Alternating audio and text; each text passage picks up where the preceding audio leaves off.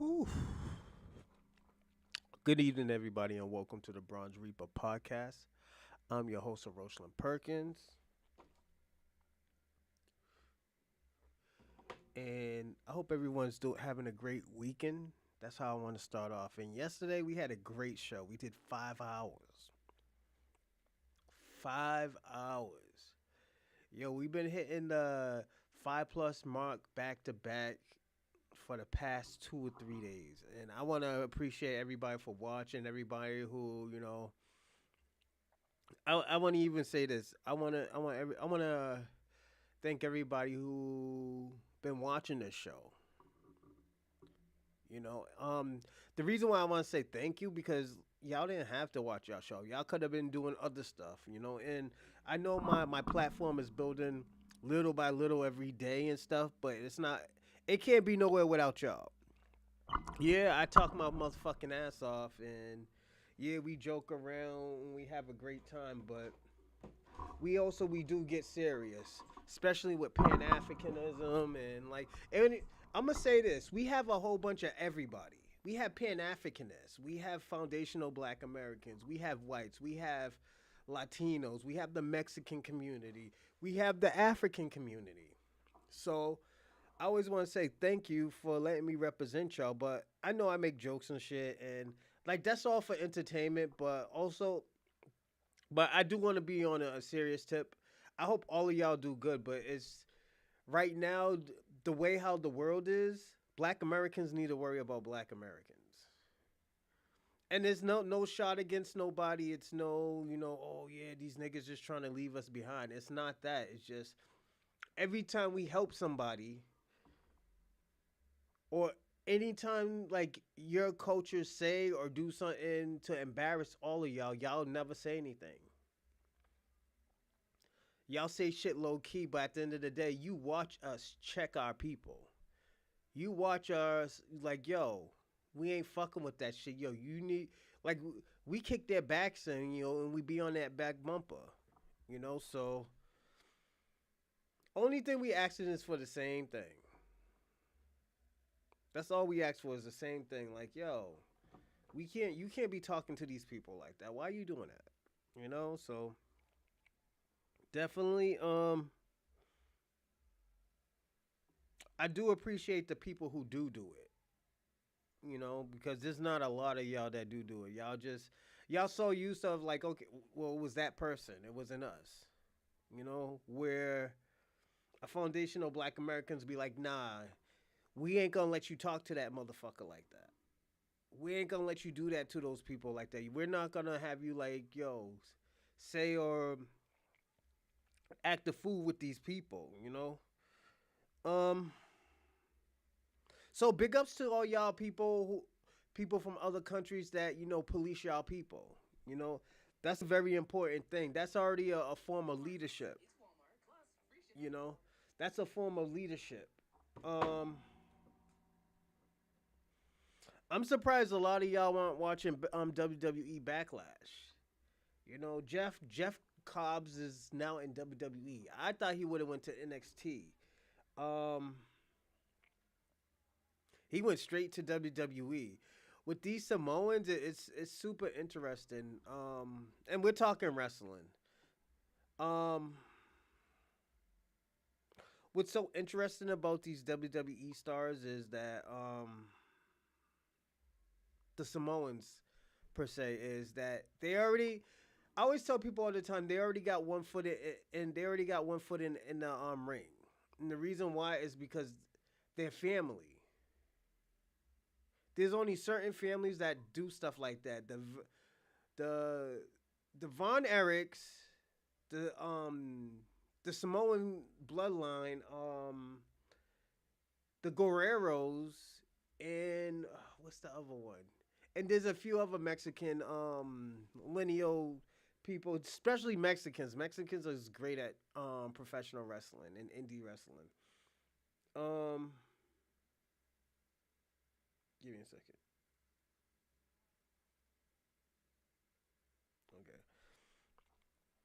Okay, it's crazy. Yeah, you don't see that much of that. So big ups to the Mexicans and the Samoans and the Von Erichs and other families that brings their kids already into wrestling at an early age. You know.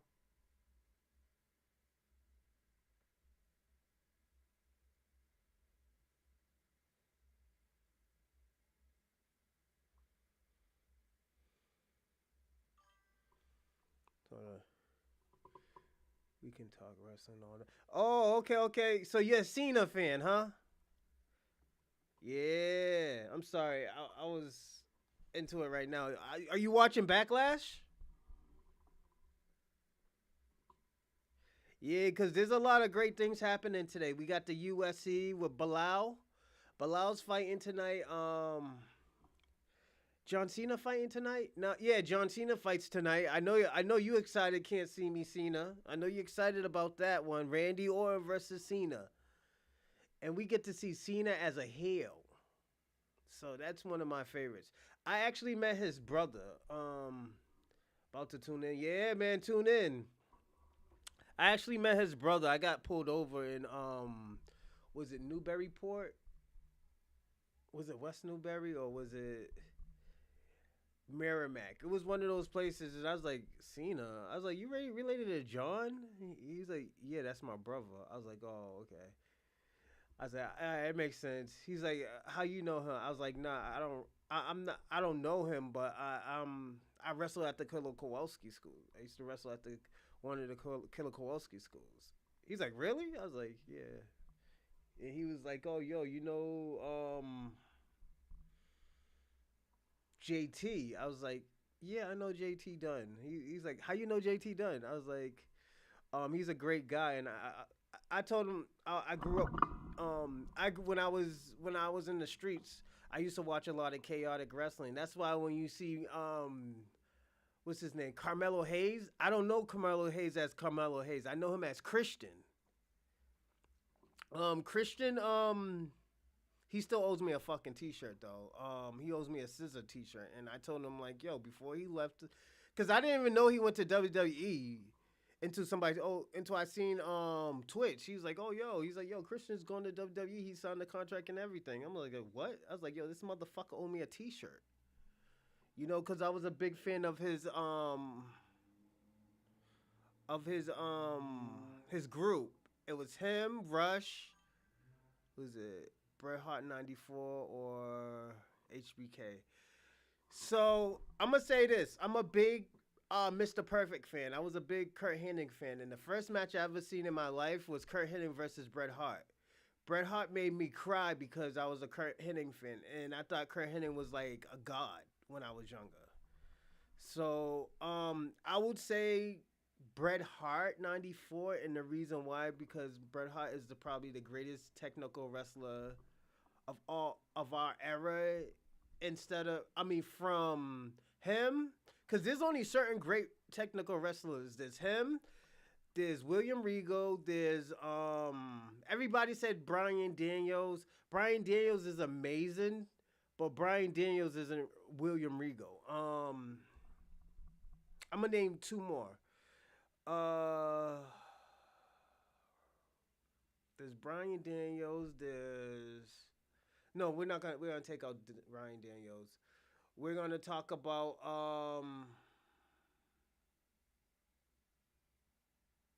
I do want to say Oscar was a great technical wrestler, but hers is more hard style. So in Japan they got this style called hard style or strong style. Europeans is more technical wrestling. So when you Benoit, yes, he was a great technical wrestler, but it's so sad that I'm gonna say this. It is so sad to see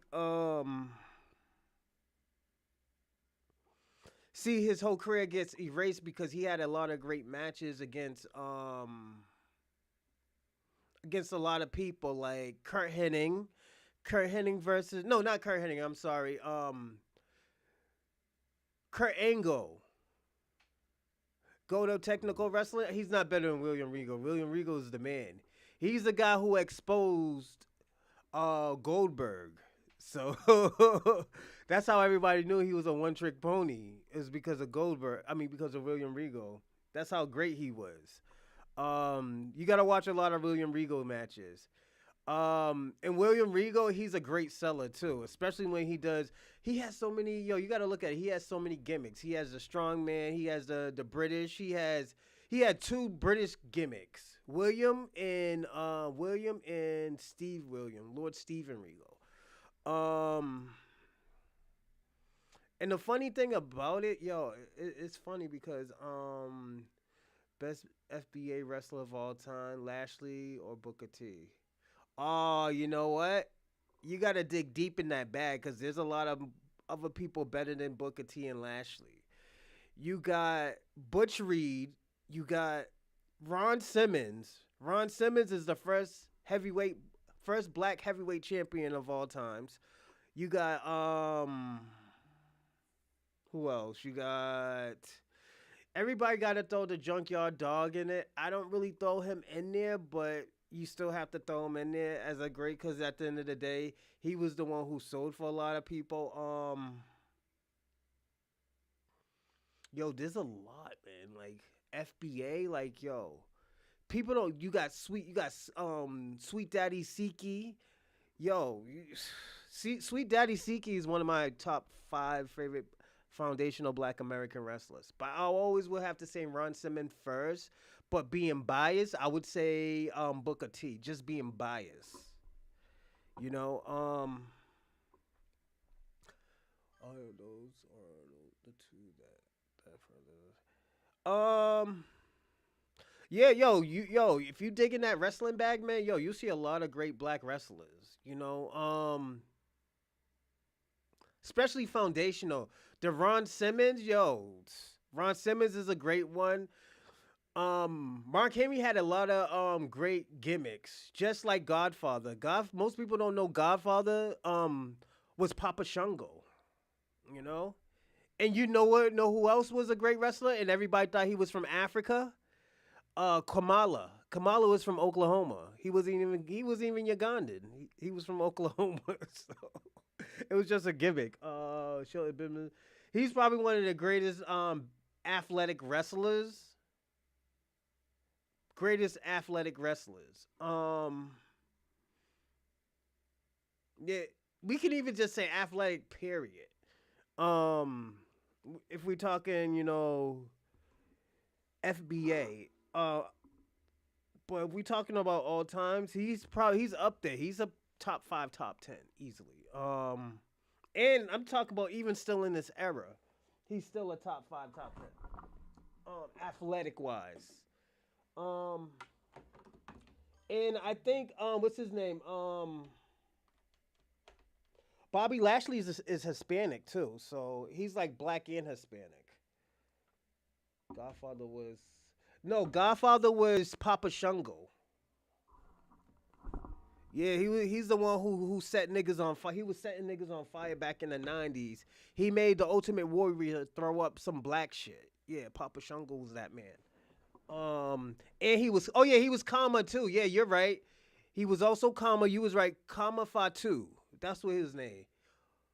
Or Mustafa, Kama Mustafa or something like that. You also got to throw New Jack in there. New Jack was one of the craziest wrestlers. He has a legendary fucking match in Massachusetts called the Mass Transit Incident, where he cut this guy's head.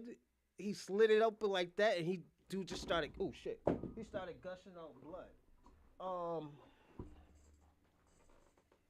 that's where you heard when the guy was like, "He's only 17."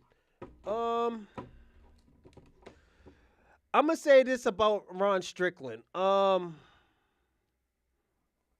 Give me a second.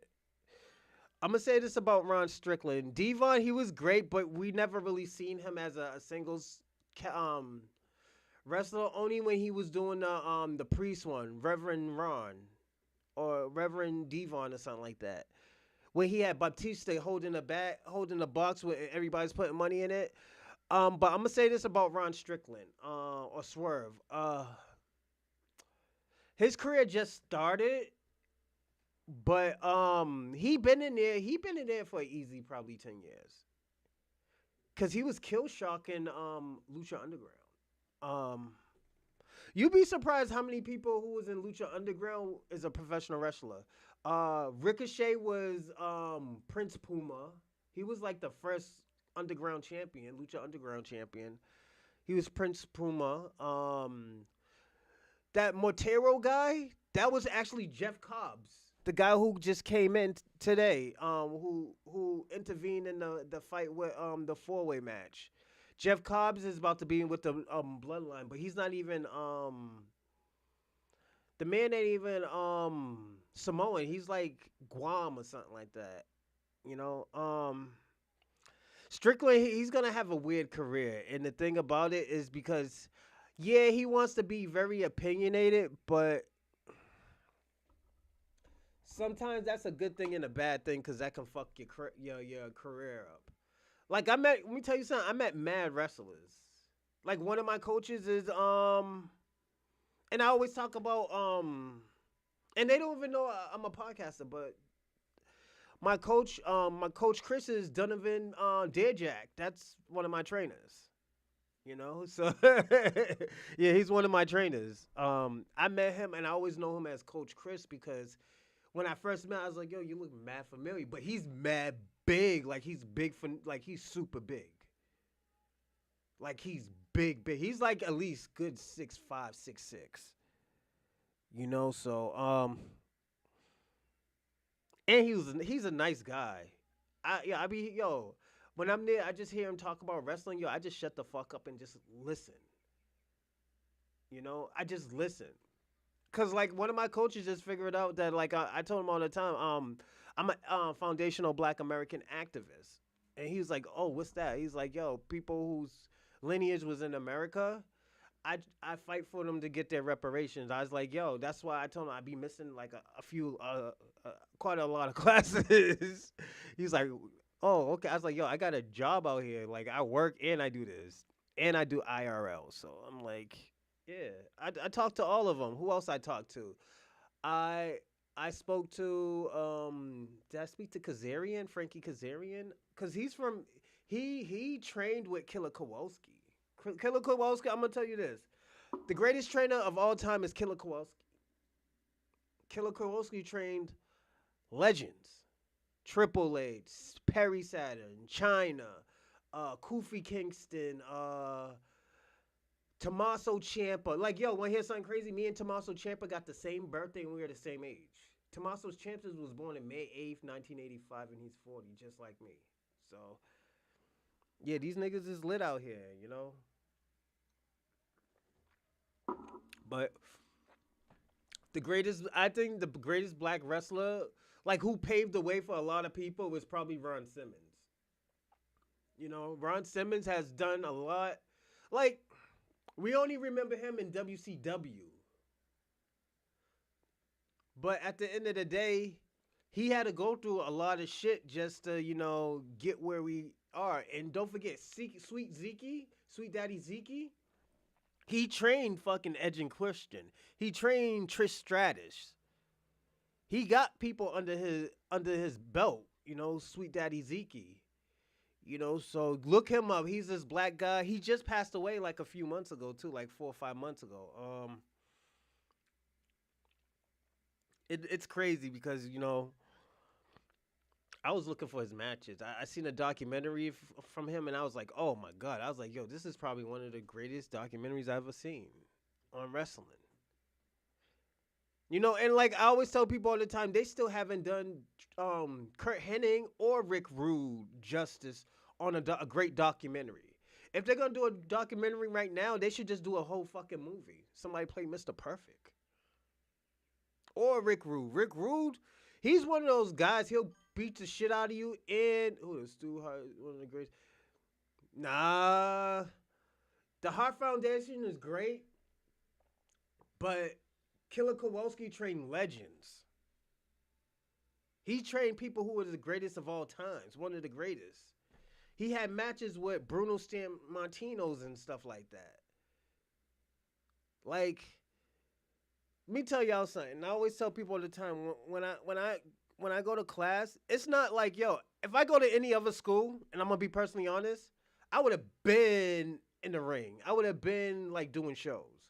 It's just with my school, they gotta make sure that you're good. You could take a fall. You could bump. If some shit happened, you could figure out that you could still think. If some shit happened, goes off. There's some shit that yo you just wing it out where like yo you just tell the motherfucker what to do and stuff like that and they just do it. You know, just shit like that. Like there's no such thing technically as a perfect fucking match. Like there's gonna be some mistakes. The only perfect match I ever seen in my life was fucking Macho Man versus Ricky Steamboat Dragon. Even though the match ended with a small package, it was one of the greatest matches of all times, if not the greatest match of all time. You know, but yeah, man, like the wrestling shit is dope, man. Yo, there's a lot. Let me tell you something. The indies, yo, they're lit. They're lit this shit. I'm gonna tell y'all a few names to look out for. Oh yeah. Also, I met with this guy because I know Ricky Smokes. Ricky Smokes is in NXT right now. I actually know him. He's a great, great guy. Very great. So he helped me out with one thing, and this is why I'll always remember Ricky Stokes. Just how I kick, everybody laugh, but my kick is different from other people's kicks. Only person who don't like my kick is Coach Chris. He's like, yo, why do you kick like that? I was like, I don't know if it's like I'm trying to be different from other people, but I don't know if I want to say it works. Macho Man, yeah, that's why it was great. Let me tell you something. Most matches is I'm gonna tell you this. Most, and I'm sorry if I give y'all a lot of information. Most matches is choreographer. They talk through it. They're like, okay, we're gonna do this. We're gonna do that. What do you want to try? We want to do this. You want to do that? Like, what you want to add into the match? Like, when we tell you what I usually do, I let people add in what they want to do and stuff, how they want to start the match, and I just add little pieces and boom, boom, boom, boom, boom, boom, boom, boom, boom. You know, it's I wouldn't say choreography. I would say reenacting. You're just reenacting what you want to show. It's super dope, man. Like you slap. I don't do super kicks. That's a funny thing. I don't do super kicks. I let people super kick me all the time. I let people power bomb me. Like yo, there was this kayfabe.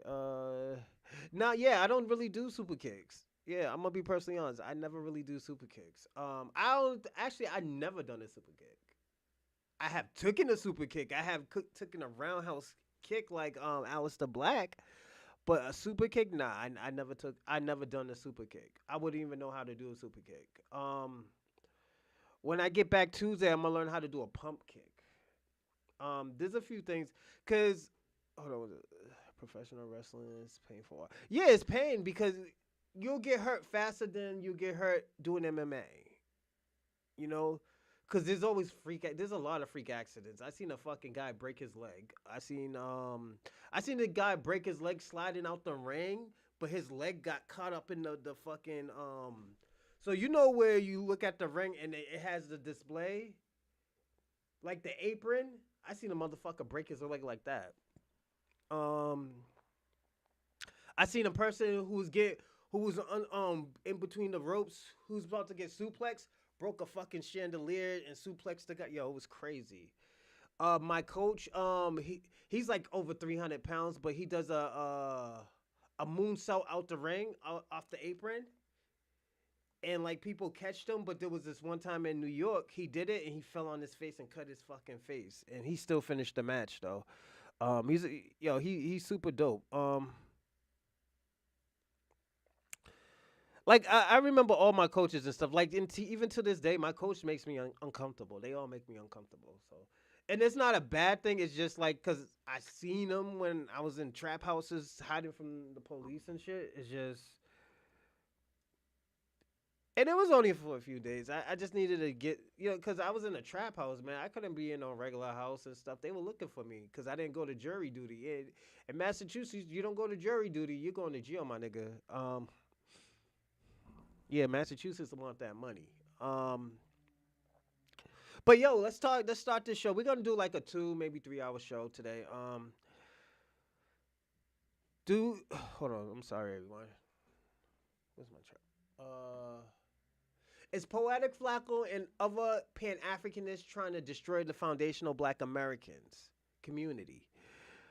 The reason why I asked this question is because I've been watching a lot of Pan Africanism just talk, and why I just been observing, like, why don't they like foundational Black Americans? Like, they're telling you what their culture is, so like, why wouldn't you want somebody to tell their culture? It's like everybody can talk about their culture. A Jamaican person could talk about all the Jamaican shit in his culture.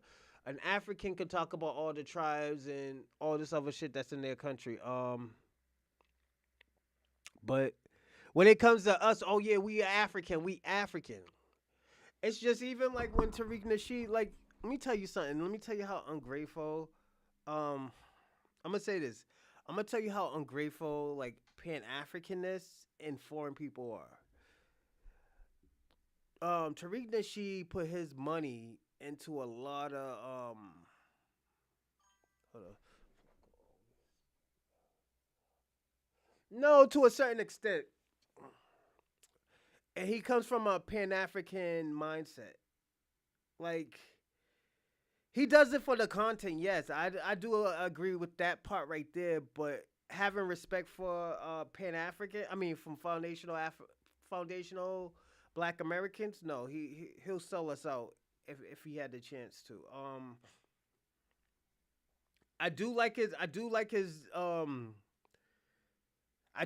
interviews. I will say that I do like his interviews, but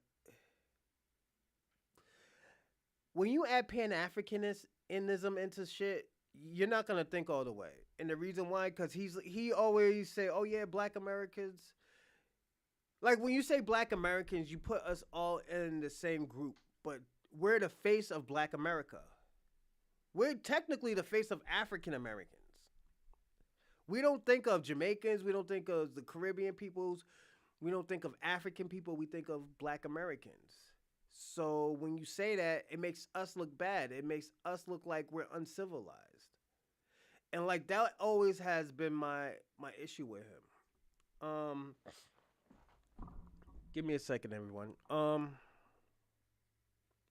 The reason why it always been uncomfortable to me when he talks is because um give me a second, everyone. Hold on. Oh shit, what's happening?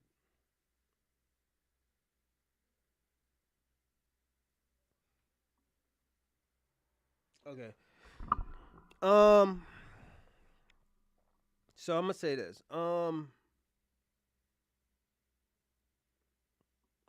It does, and it feels like Poetic Flacco is infiltrating Black America.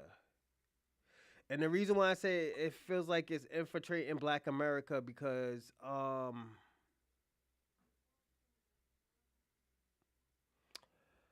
when you talk about Black America, he always say, "Oh yeah, these niggas is gangbangers. These niggas be doing this. These black people be doing that."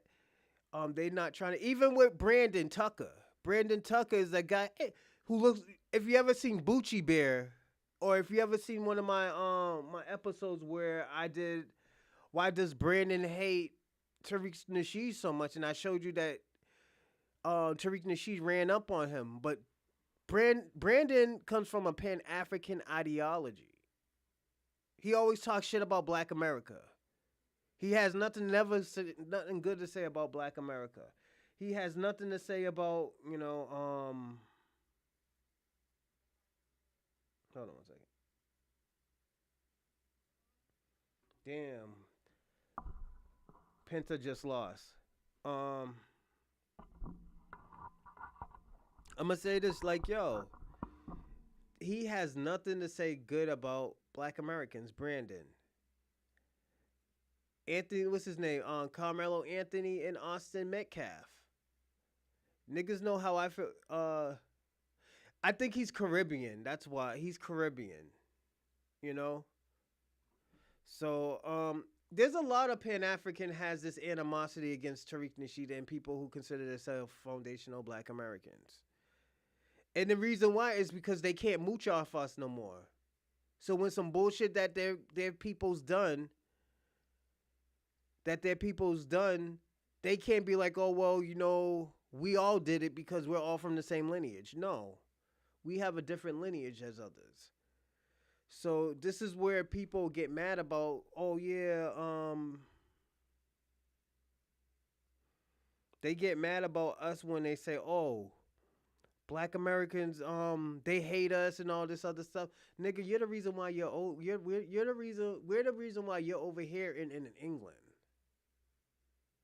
Cause of all of our sacrifices, all our ancestors' sacrifices, all our great grandparents' sacrifices, all our family members' sacrifice. You know? Every fucking sign that was made, every person that was hung by a tree, everybody who was stopped by a cop and beat the fuck up. Every person that who couldn't go in a fucking sundown place and had to get the fuck out of there ASAP. While y'all was in y'all country doing God knows what, we was here fighting for y'all so y'all can have equal opportunities. You know? And I don't want to hear, oh yeah, we was here with you too. There was no fucking Africans doing here. And if they wanted to use that Louisiana, oh them niggas is French, they brought Haitians over here. They didn't bring that many Haitians over here. You know? Like me and Kwame talk about this shit all the time. And I say, yo, Kwame. No, I got in an argument with this guy. His name is Voices of the Ancestors. He's the one who be writing all those books and stuff. And he has like a big he has a big platform on Instagram. And I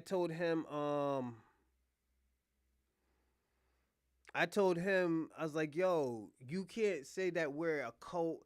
I was like, that's dangerous when you say shit like that. But those type of people don't give a fuck.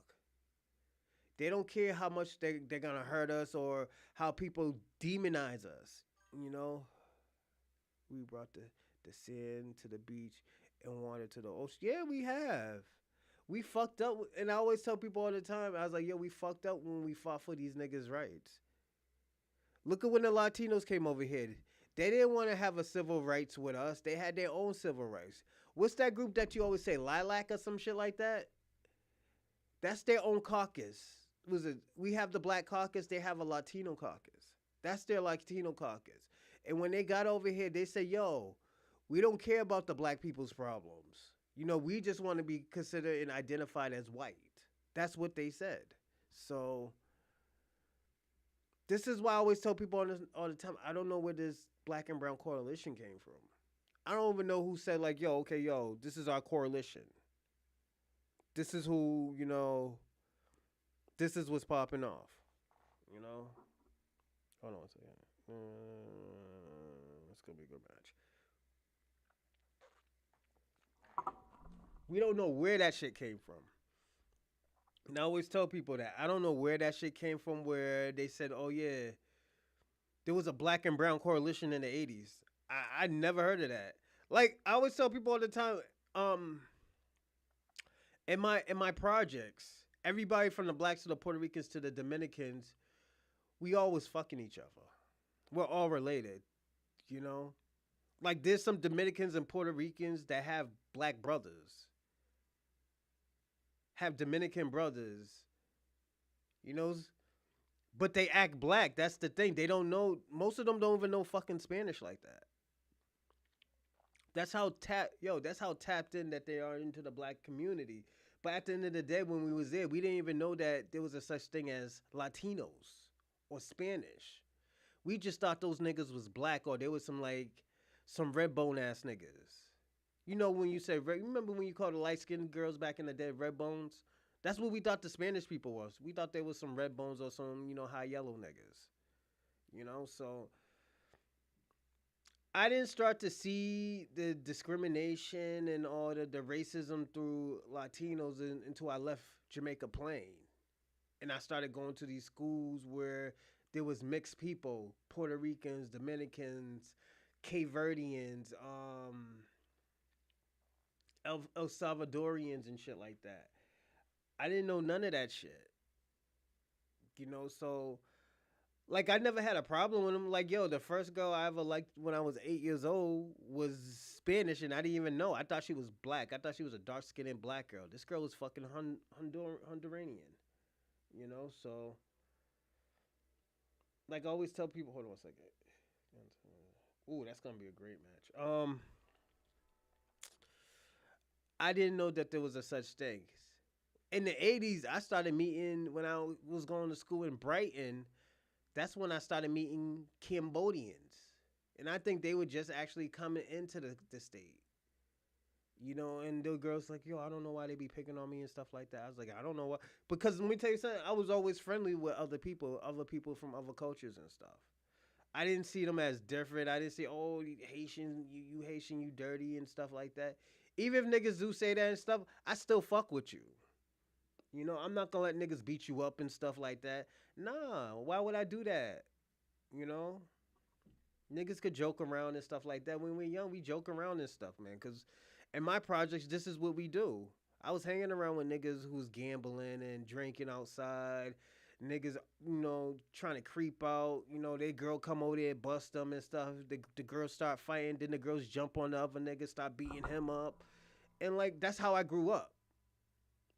Like dysfunction has always been my thing, but I've never really been a dysfunctional first person like that. You know, but I've been around dysfunction all my life. At the when you start to grow up, you start to understand. Okay, that shit's not normal. That's something that I need to work on. If you feel like you can't work on it, and if you're already fucking defeated, then you're just gonna stay the way you are. This is why I always tell people all the time with Brandon and what's his name, Poetic Flakko. I always had an issue with that because that's only a spectrum of black people. It's not that many people, black people like that. Like I was online earlier. I seen a girl. She was like, "Yo, I never seen any black women that were feminine, pretty, and slim." I was like, "Who the fuck have you? Who the fuck you hang around?" I had to ask her that question. I was like, "Yo, who do you hang around?" She said, "Unfortunately, I am. I don't want." See, she just texted me now. I don't want to be a part of a culture that celebrates obesity. Hold on one second. What culture?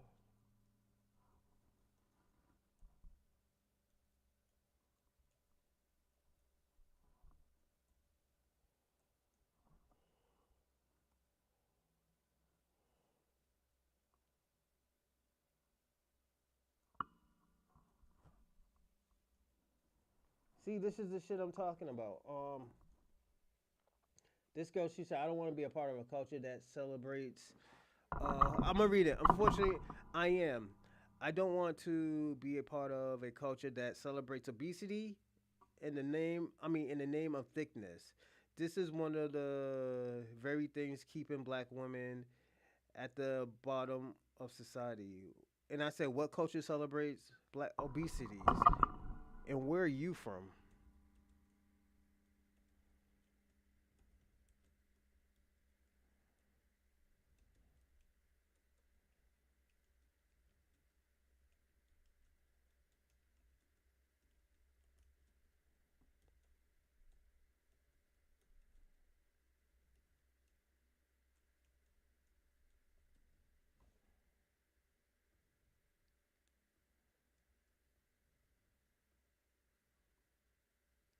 That's why I said, and if you and niggas stop smashing, dating obese black women, they will lose. They'll lose weight. And I said this: what culture celebrates obesity, and where are you from? Because a lot of black people do not celebrate obesity.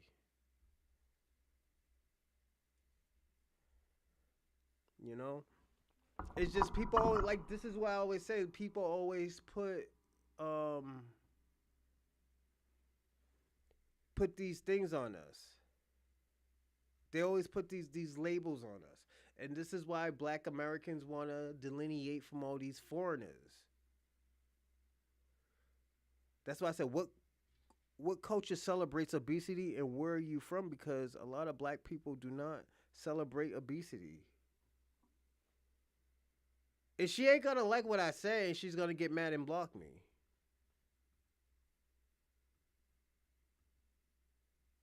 You know, so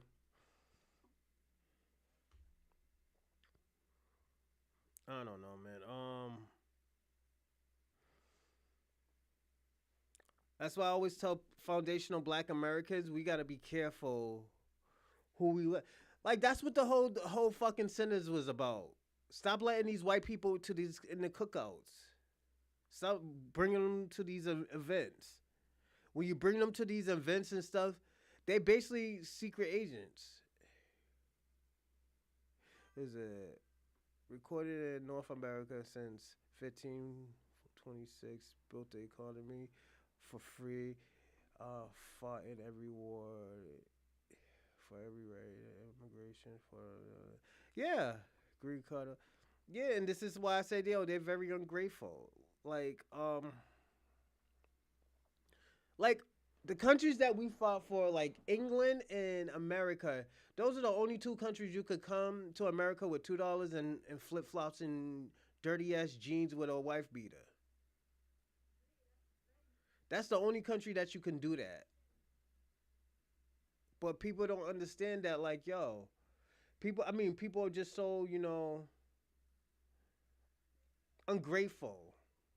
They're very ungrateful. They don't appreciate anything and they think they did it. That's why I be looking at these Africans. I was watching this thing on Africa. They talk about they built America. Immigrants built America. No, y'all didn't. Y'all didn't build America. Oh, the Chinese built the train. The Chinese built like 30% of the trains.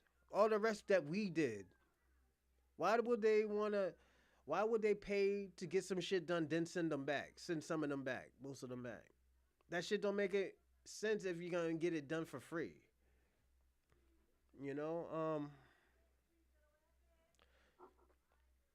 that's why we always got to stop having people tell our history. Like we got to stop having these people tell our history. See, she wrote back. Let me see what she says. Unfortunately, I am. I don't want to be a part of a culture. Black celebrity. Shit. I'm from the south. No, you can't. You're not from the south.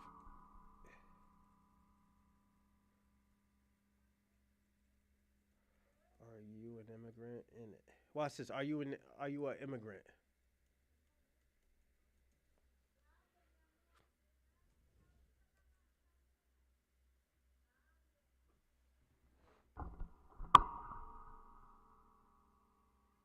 Cause niggas always say, "Oh yeah, I'm from the south." Are you an immigrant? Cause niggas always be like, "Oh yeah, I'm from the south." Like, what's his name? 21 Savage. Niggas didn't even know this nigga was a Peppa Pig ass nigga. Niggas didn't even know this nigga was related to Peppa Pig, my nigga. So like, the fuck, what's going on? We thought this nigga was black, and his mother's from a different country.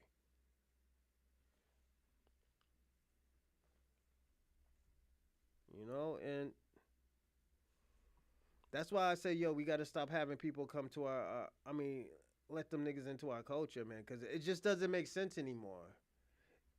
It has no. They don't do no justice for us to be doing that now.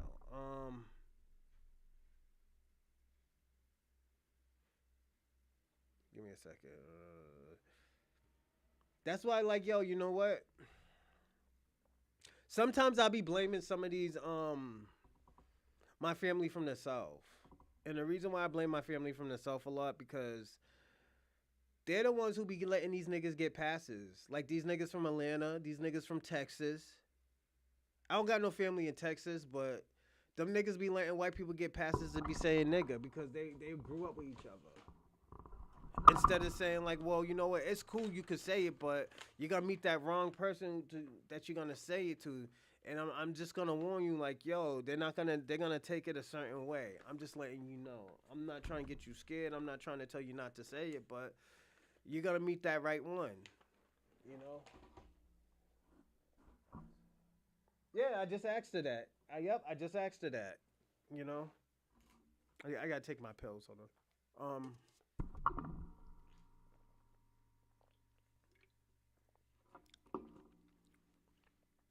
Cause look, yo, let me tell you what I noticed. I was listening to what's his name? Shout out to Marquette. Marquette is a very small dude. I mean, smart guy. He's from L.A. I think, or Baltimore or some shit. He said some ill shit. He was like, yo,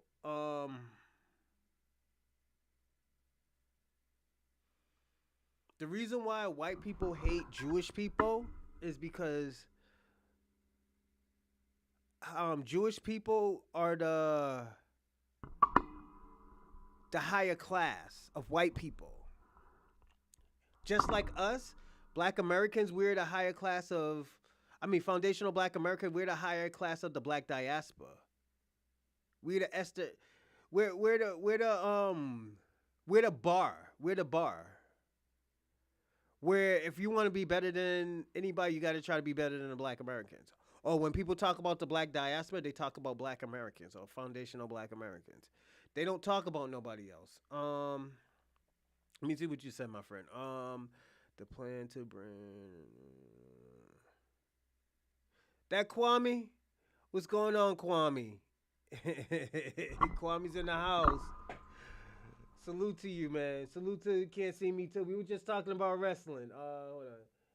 If all that works, according to the plan on the white refugees from Kwame, them niggas is not coming to America. You think they're gonna lose their land to pay taxes? Nigga, they're still gonna have to pay taxes. They don't pay that much taxes in fucking in South Africa. You know, he still want these. Yeah, Satan's FBA. He just has a different ideology.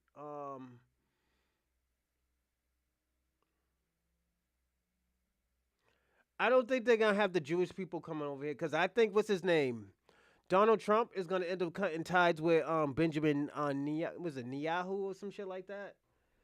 Them niggas is about to cut ties. Um,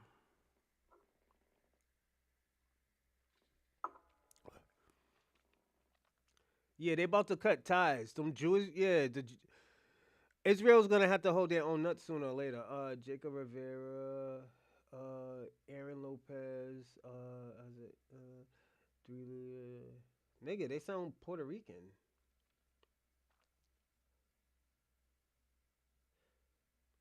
Yeah, but like I said, they're gonna end up cutting ties, man. I've been.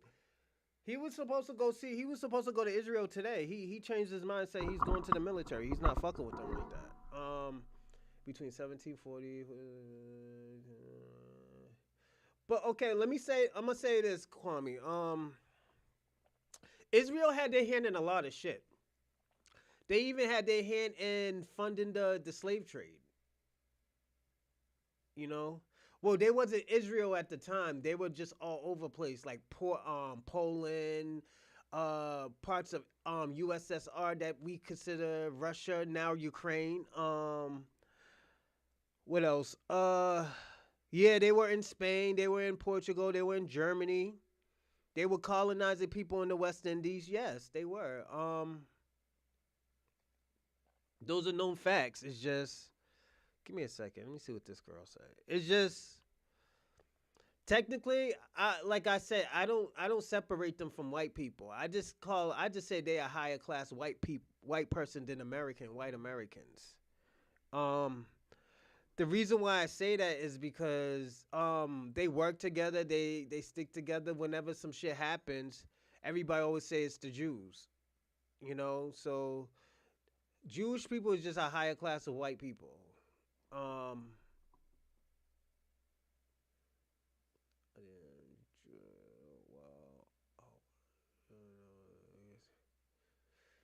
yeah, but like I said, they're just a higher class of white people. A religion doesn't change your ethnicity, and this is what people have to understand. They still come from them fucking Caucasus Mountains, and they're still Neanderthals. Some of them are related to fucking Cheddar Man, so it's just the fuck. What's the difference? There's no real good difference. They're still white, you know. And this is the thing. This is what, like, I don't mind calling them Jewish. If you want to be Jewish, you could be Jewish, but at the end of the day, you're still a white person. You could still pass off for white, you know. So all of us playing these, hot potato, not even hot potato, like, these musical chairs and shit. Oh, this is what he is. This is what his this is. They're still white, man, and there's nothing wrong with it. Like I said, there's nothing wrong with it. They just changed their religion to a black religion. Cause Hebrew, well, they do Judaism, so they created that religion, but it's Hebrew. Hebrew is a religion. No, Hebrew is a lineage. Is we could say, I, can we say a lineage or a bloodline? Hebrews are bloodlines. Those are real bloodlines, and that's why you got the 12 tribe of Israel's and shit like that. Istika.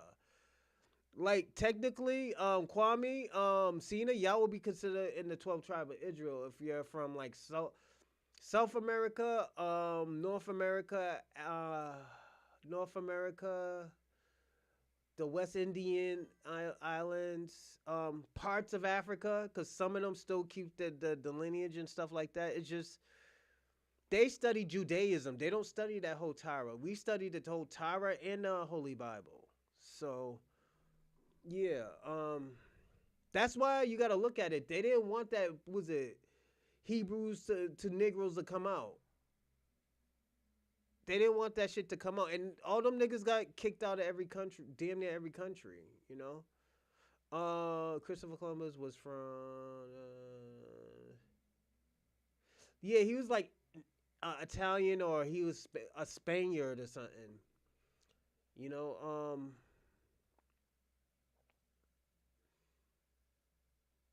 Yeah, like those people always been everywhere. So that's what you have to understand. Oh, she responded. Let me see what she said.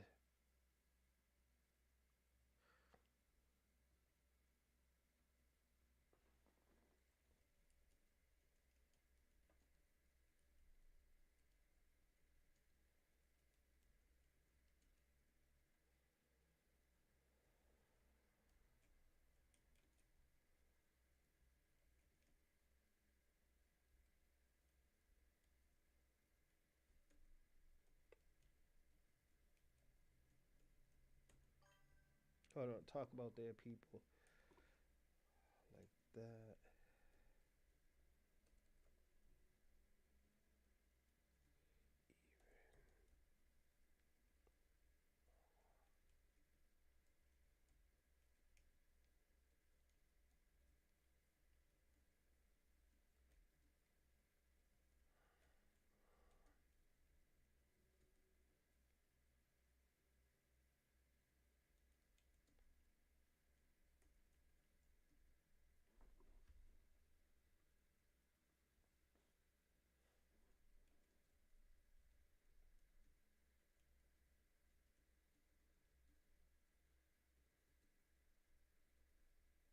Hold on.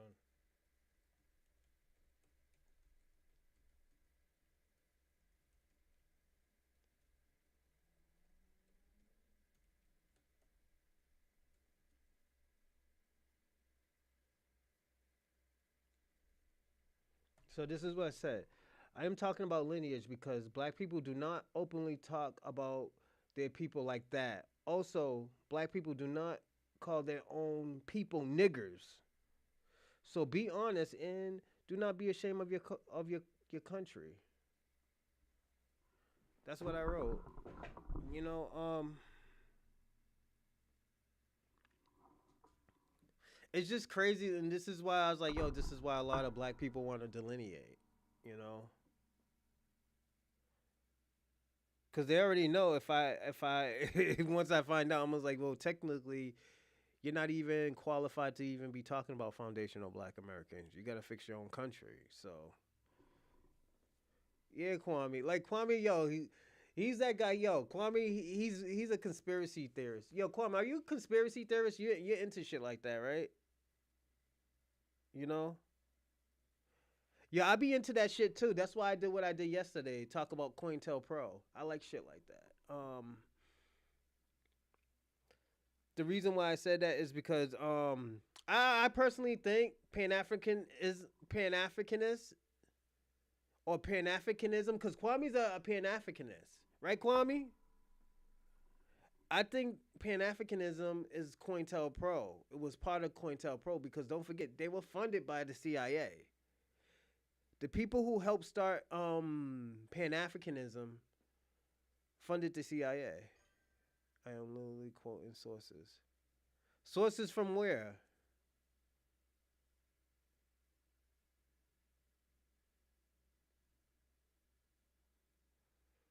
You know, sources from where? You know?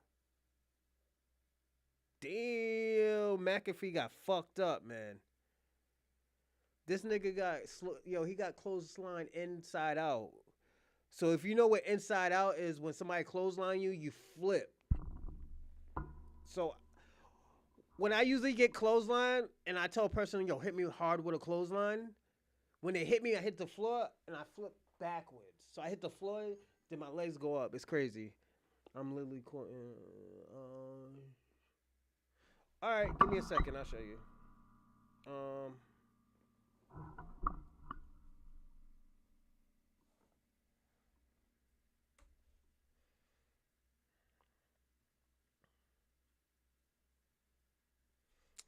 so I'm gonna explain it. American Society of Culture of African Culture was started by basically started the Pan Africanism, this NAACP and stuff like that, and they were sponsored by the CIA, but their office is in Lago, Nigeria. So, Didn't I already show you this before? Hold on, I gotta reset my screen.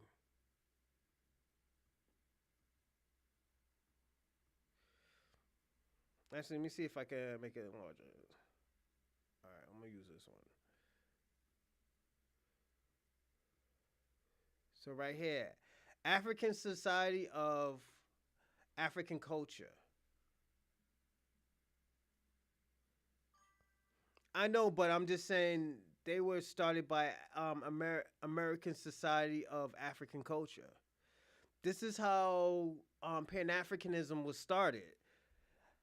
Um, and when you go all the way down, it says AMSAC has received federal tax exemptions the years prior and thus large grants because available to the organizations to specific projects from various entitles, or I know I said it wrong because it's mad small. The financial backings was how they were able to organize the large festivals in Lago. The grants were later revealed as CIA past thoughts. Like they funded it. That's why I was saying, like, yo, people, this is why got to do that. Yeah, Marcus Garvey basically he tried to bring us together, but in the 60s, they the CIA funded it so it can work. Why you think Marcus Garvey failed? He failed because at the end of the day, people started looking at that shit as a scam. But when you fund it and you back it up, people's gonna fuck with it, you know? No, it does, because you gotta look at it. This helped start um the Pan Africanism. You know, yo, there's a lot of shit like that. The NAACP was sponsored. I mean, was funded by white people. You know, so it's just like, yo, you got to look at it like this. Some of these things that we don't know, they have to start somewhere. It's like hip hop. Hip hop was funded by white people. Yeah, he probably was funded. Martin Luther King wasn't because he started talking radicalism and reparations before he died.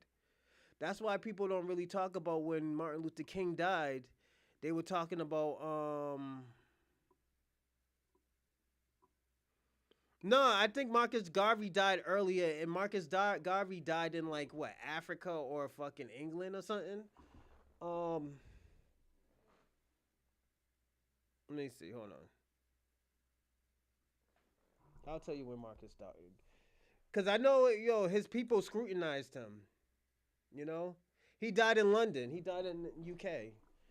Um, but I'm gonna say this, like, yo, he did try. He died in the 1940s. He tried. He tried to bring all of us together. He was sending fucking journalism stuff to every country and stuff, trying to get us all tapped in and stuff. Yes, he was. You know, Kwame, watch my last show that we were talking about. We were talking about COINTELPRO. COINTELPRO was messing around with a lot of these left libertarians, if I'm saying it right. I mean these left liberation groups. You know, so it's a whole, yo, we did, why you think we did like 5 hours yesterday? You just came in late, man. You know, it's just, yo, it was fucking crazy. Half that, yo, the stuff that I learned yesterday, I didn't even know. You know, it was yeah, they were, yo. Let me tell you something. What did I just say, Kwame? COINTELPRO operations, COINTELPRO, the FBI was investigating left wing liberation groups. He was a part of those liberation groups, those left wing liberation groups. So yes, he was gonna get investigated. Puerto Rico got investigated. Fucking the Native Americans got investigated in the 1890s. Fucking the Black Panther, that's a left wing liberation group. Most of these niggas who was fighting back are in jail still. Till this day, they're still in jail. Never had a fair case. They're all in jail. What's his name? Tupac Shakur's father-in-law. What's his name? Masuka Shakur, something like that. He's in jail. Like, that shit is serious. Like, that's how serious most of that shit be, man. When you tapped into that type of like shit and you're not applying with so the FBI was investigating Marcus Garvey, but yeah. Let me tell you something. When you funded something, it's like, okay, say this.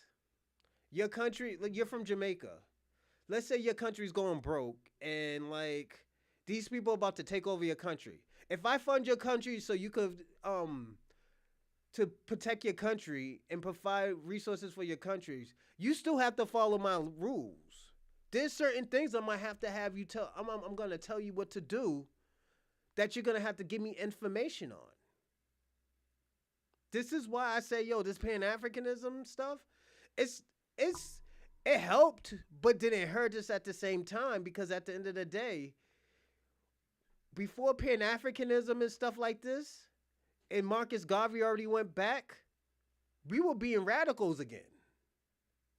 We were, fighting back, policing our own people, policing the police.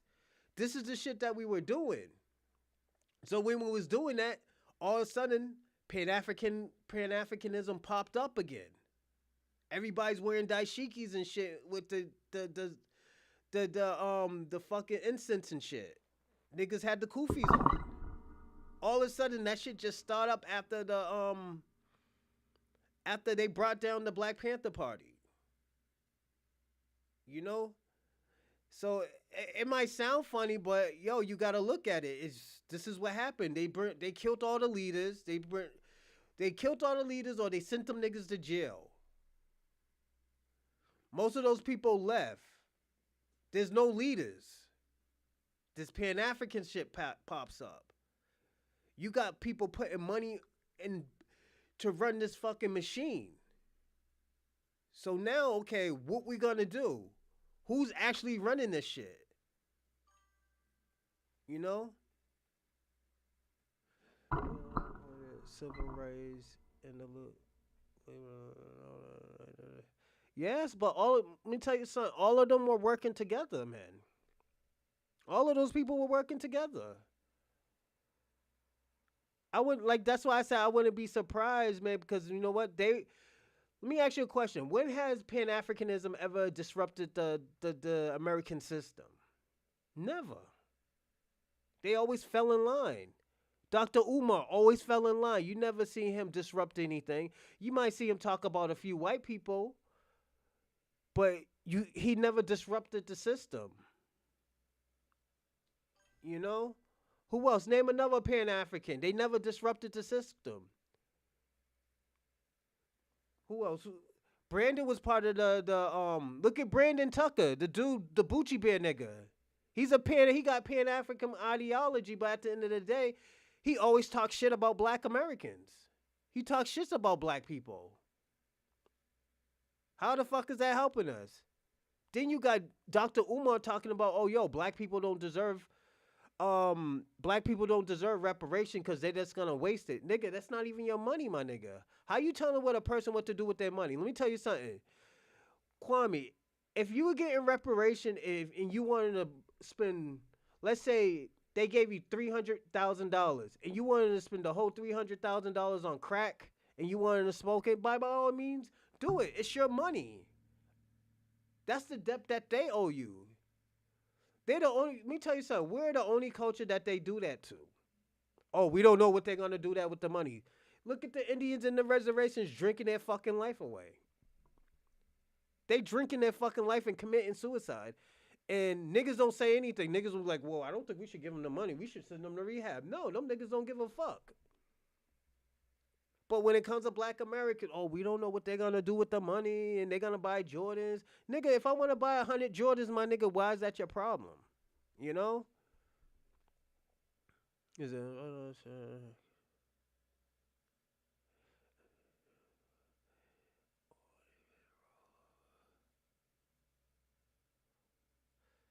Yeah, but there's no such thing as a black nationalist.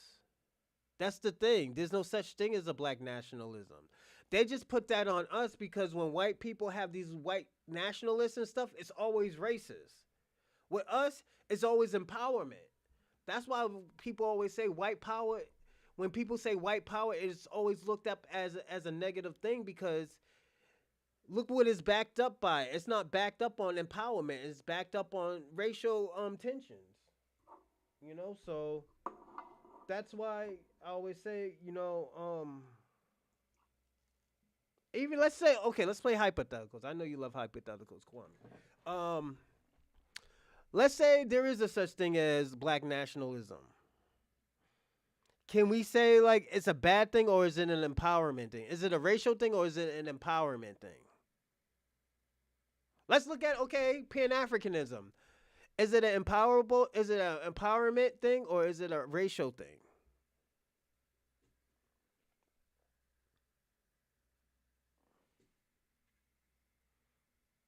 You know? And that's why I had to show you that is because that's the truth. Even I learned that. Let me tell you where I got that information from. 19 Keys. Yeah, I told you that. He died in the 1940s. He was Jamaican. I know. Yo, we know he was Jamaican. Yeah, we know he was Jamaican. But you got to look at it. Who was backing him up? It wasn't Jamaica backing him up. Kwame, we talked about this. This is the first thing we ever talked about when we met each other. I told him Jamaicans wasn't backing him up. This is why he came to America. Black people, black Americans backed him up, and he basically he took our he He used our culture, and it's a good thing because it worked. Yeah, see, he even said, Doctor, you say he don't need reparations. They don't need it because what is it? Because from no have a daughter. Yeah, Doctor Umar, man, he's a fucking scammer. That nigga ran off with the money. Now he's talking about building a school in fucking Ghana.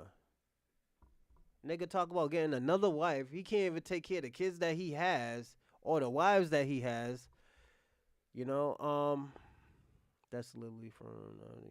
Yeah, I believe you, but at the end of I believe you, Kwame. Like, I'm gonna say this, Kwame.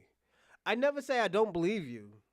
I say, yo, when we talk about certain things, I've been told you the influence that Marcus Garvey had was Black American influence. He had the greats. He had the real leaders backing him up from America, from Black Americans. He was in Harlem because them niggas was protecting him. Because they were going to kill him. Them white people were going to kill him. Like, I know that. I'm not saying you're wrong, but we got to, we can't be saying, oh, yeah, he's Jamaican, but at the end of the day, there was no Jamaicans backing him up. No, he didn't go back to Jamaica. He went to England. They would have killed him if he would have went back to Jamaica. Y'all niggas did him dirty. No, y'all did Marcus Garvey dirty. Y'all Jamaicans did Marcus Garvey dirty. Real talk, y'all did him dirty.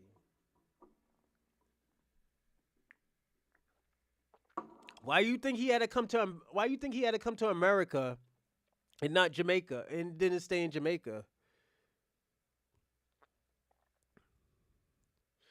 No, Marcus Garvey, he went back to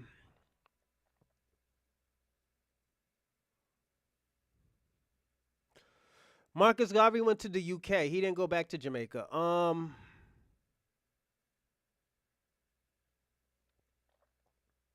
Yeah, Frederick Douglass. Um the influence of Egypt is the Moors. Like, yeah, they have their own like ideology. Egypt has their own ideology, but all the science and the philosophy came from the Moors. You know, like you can be a Moor. Like Moors traveled all around the world. The Moors built England, built Europe. You know. He did. He did go. No, he did it. He didn't go back. He went to England, and nigga, y'all was gonna kill him if you ever went back to Jamaica. He never went back to Jamaica. That's why he died in the UK. You know, like he was scared for his life to go back to Jamaica, and it was sad, man, because at the end of the day, he was doing so much for the Black diaspora. He wasn't just doing things for just Black America. He was doing shit for the Black diaspora. I wouldn't say FBA gave it. I would say the Moors. Like you can be a Moor, Kwame. You could be a Moor.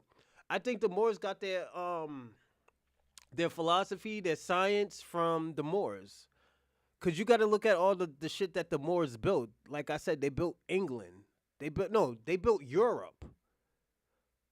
Europe did. Why you think this? Why you think Cause you got to look what's part of Africa. Why you think Napoleon says Africa starts from Greece or it started from Rome? Why you think Napoleon said that? Napoleon said that because the Moors or black people built fucking Rome. You know? Like, yo, you gotta understand, yo, Marcus Garvey was one of the greatest, like, probably talkers, fucking great man who could think. It's just that Pan-African shit didn't work until, it was funded by something. Pan-Africanism wasn't funded. Like, if anybody ever got caught with that shit in another country, they would have been killed. That's why I was saying that, like, Once that shit was backed up by some money, that's when that shit started picking off. Then we got Kwanzaa and shit like that. All of a sudden, black people got Kwanzaa. You know, we want to compete with the white man and shit like that. We're from Africa. Where in Africa we're from? That's why I was telling y'all. I was like, yo, sometimes we can't be like, oh, yo, we're African. We're this, we're that. No, my nigga, you know what? Let's represent where we are from right now. Oh yeah, you're right. I don't think he has been to Africa. Yeah, I don't remember Marcus Garvey being in Africa too. Thank you for telling me that. I don't remember that either. But this Pan Africanism, Kwame, we can talk about it. Like Poetik Flakko, he's part of the Pan African ideology. But I feel like Pan Africanism shit on Black Americans, shit on the Black community. After the Black community always was, 10 toes down for them and no one else. There wasn't Jamaicans saying that they were Pan Africans. They were saying that they were Rastafarians. Like you never heard that from an African until like now. Kwame, you're the first Jamaican that I know who's Pan African. All jokes aside. Most of the time I hear y'all niggas talk about y'all Rastafarian. So I'm just being personally honest about that. Give me a second.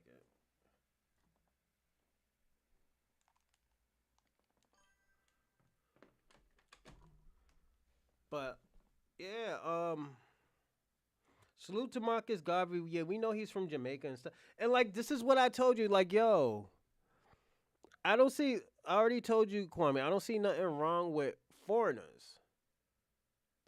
But when y'all start, trying to undermine Black Americans and we're trying to empower each other, and y'all talk about it's divisive, wear coats, that shit is dangerous. That's why I was saying yesterday, yo, all y'all niggas saying that, yo, y'all gonna end up getting Tariq Nasheed probably almost shot. I think y'all gonna end up getting that nigga shot. Cause that shit is mad dangerous. You know?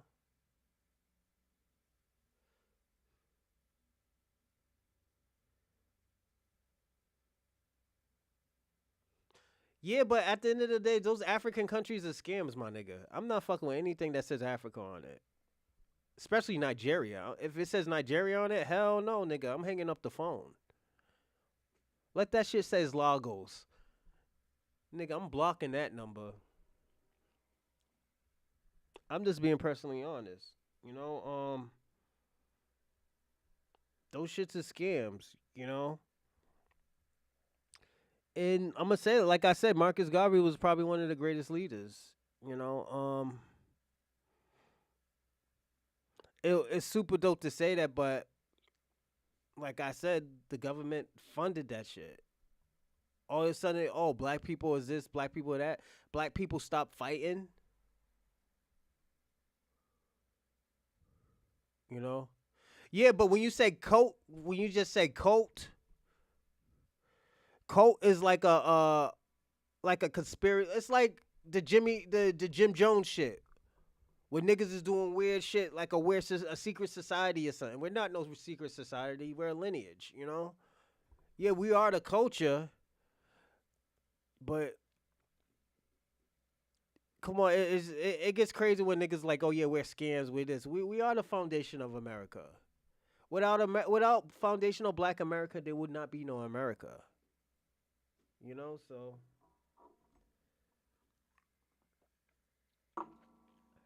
I think this is where people are gonna have to start appreciating shit. That Pan Africanism shit wasn't working for us. It hasn't been working for us. All you have to do is just accept it, like, yo, this shit ain't working for him. This shit wasn't working for him. Oh, that girl didn't answer. Nah, she ain't trying to answer that. I was like, yo, there ain't nothing wrong saying you're an immigrant. I was like, yeah. This is what people have to understand. Like, when you start saying crazy shit, like, yo, this girl say, oh, this nigger, not nigger, from a black girl. You know she is not from the continent. She was probably anchored here or she was an immigrant. And it's all right. Oh yeah, I'm from the South. That shit don't mean anything. They got a good and like in Texas, they got like a small Nigerian community, a small one, but um let me see what y'all say. Yeah, I told you that. That's a Pan African holiday. I said that's where we got that shit from. Iroba and Harambe and shit like that. Yeah, I know. I used to celebrate. Like I said, I used to celebrate Pan Africanism, and I didn't even know what Pan Africanism was. I thought it was like Black America. I didn't know it was all. I didn't know it was the Black diaspora. Cause I just felt like only Black people were celebrating that shit. Yeah, she's probably from South Sudan. Them South Sudan people are weird. Like the Sudanese people, the African Sudanese people, they think they built America. So I'm like, how the fuck y'all built America and you can't even build your homeland? The fuck?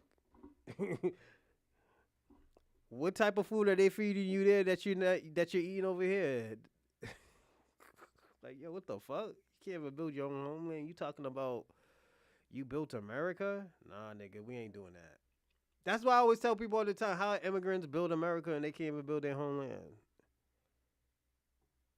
Nigga, let me tell you something, without fucking America, Irish people will still be eating potatoes, my niggas. Potatoes and fucking corned beef hash. Like, I'm being honest. You celebrate Christmas, celebrations of Jews. No, it's a pagan holiday. Christmas is a pagan holiday. So where you get the gifts from, when you give presents from, it's called gift giving. Back in the days, the kings and queens used to drink, party, and have sex with each other. They call that gift giving. The Christmas trees is an Austrian thing. Austrians only has those type of Christmas trees, so that's where that shit came from. Ornaments, I think ornaments came from where when they used to hang black people. So all of that shit is just mix and mingle. Christmas, they formed Christmas because the pagans didn't want to get rid of that holiday, so they just called it Christmas, and they said that it was Jesus Christ's birthday, and it wasn't Jesus Christ's birthday. Jesus was born in a March or April time, maybe even May. Who knows? It's very weird. That's why I always ask Christians, why do you celebrate that if you know Jesus Christ was born in like March or April or May or even February? People are weird, man. Let me see what you say. Niggas not going to Ghana. Niggas might sell us some. Them niggas might sell us for some fucking Red Cross rice, my nigga. I'm good. I'll end up in Liberia or some shit fucking around with Ghana. Nigga, you go to Ghana, nigga. Them niggas is getting scared now. That's why everybody's coming back. The fuck? This is the year. Yeah, the year that they sold some. What was it like 5% of us? And no, we're not going to fucking Ghana. Fuck Ghana. They just want us to come because they got a debt that they need to pay. So hey yo, can't see me, Cena. John Cena's fighting right now. Oh yeah.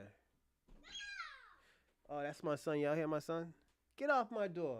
I got an alarm on my door. But yeah, yo, you'd be surprised. Those Christmas holidays and stuff like that. That's why the Hebrew Israelites, they don't celebrate a lot of holidays. They don't even celebrate birthdays. When you say happy birthday, you're actually committing a spell. So you're actually singing a spell. So that's why I'm kind of like scared. Like I feel uncomfortable when people like happy birthday to you. Yeah, it's a spell. Yes. Let me see what y'all say. Let's see Kwame. Kwame's getting busy and stuff like that. Let me see what he said.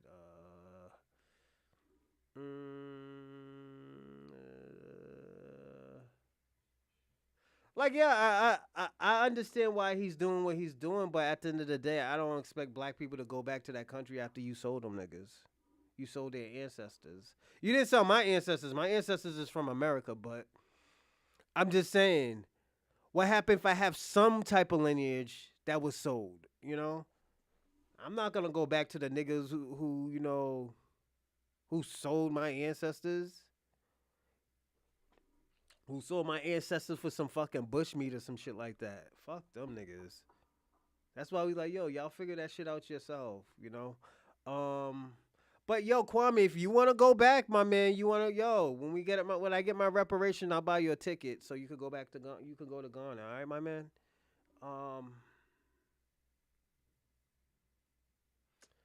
Nigerians is always setting to develop something. They need to develop some toilets. That's what the niggas need to do. Develop toilets, fucking pave roads, fucking nigga. Nigeria don't need to be talking all that crazy shit. They need to develop more than just, business. They need to develop fucking toilets. Niggas should not be like shitting in the street. That's some like crackhead shit. Like if you on some crack, a nigga's gonna shit in the street, you know? That's why a lot of those crackheads they have sexual what is it? Sexual offenses because it's not that they touch somebody, it's probably they were peeing outside or shitting in the streets, and that's indecent exposure. That's that's a sexual offense. Sexual offense. Um Nigeria, they probably want to say, yo, Nigeria ain't gonna be even speaking Nigeria. They're gonna be talking Chinese sooner or later. You know, I know Senegal's gonna be talking Chinese sooner or later. Look like Trump give the reparation money. And, nah, them niggas ain't getting nothing.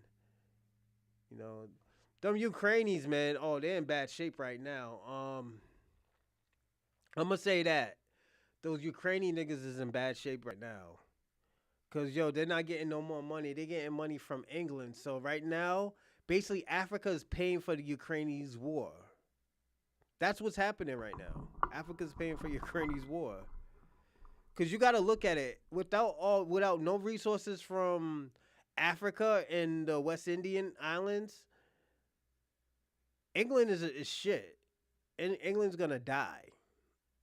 You know. Um, I'm just being personally honest. You know.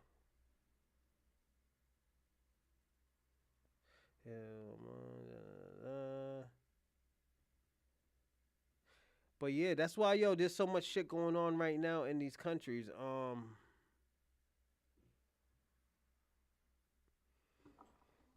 But you got to look at it like all these people fighting all this stuff in these countries. If they had Black Americans, this shit would have been this shit could have went way faster than it went.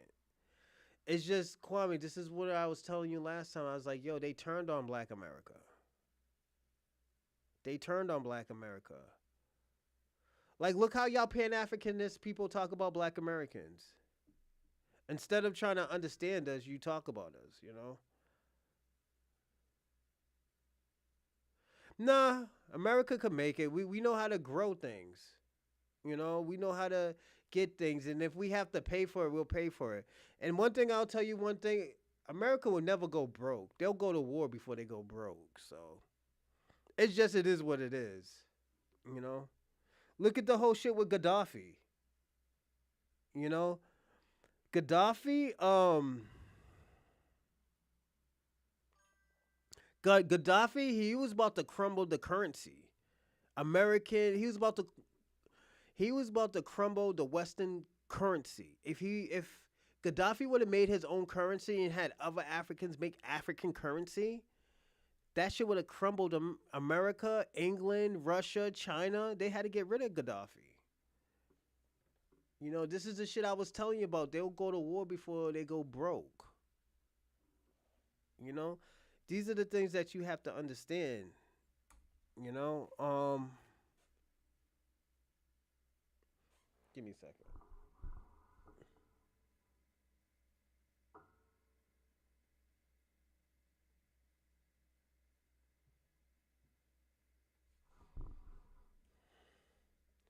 We're gonna watch some shit with Poetik Flakko.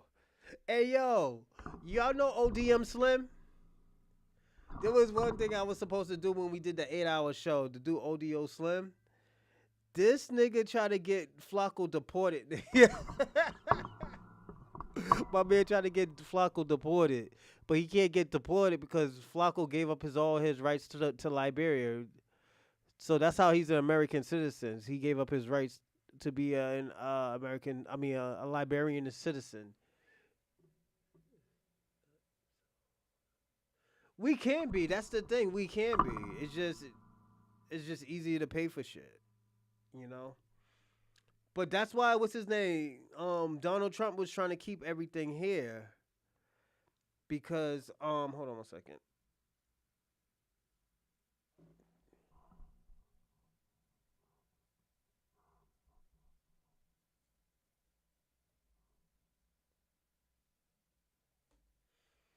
He was trying to keep here. He was trying to keep everything here because it will build businesses and stuff and employment. So hold on. Flacco said he got emotional after that fight. But Flacco was he was under the. You gotta look at it. Flacco. Let me tell you, I'm gonna pimp you to something. Flacco and Brandon, they were under the Dr. Umar tree. Did you know that?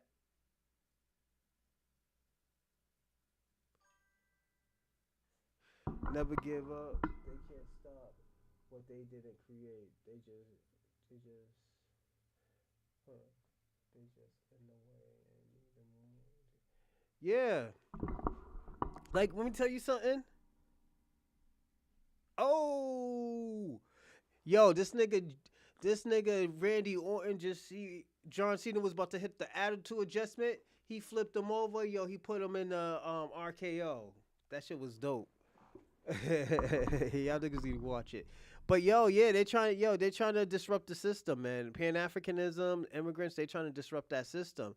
But the thing about it, I already always told. Remember Kwame? I was telling you, I was like, yo, you need to let Black Americans do their thing. Once we get reparations, the shit that this shit's gonna trickle to y'all country where y'all gonna be fighting over getting rights, getting y'all resources back, getting money that is owed to y'all country back.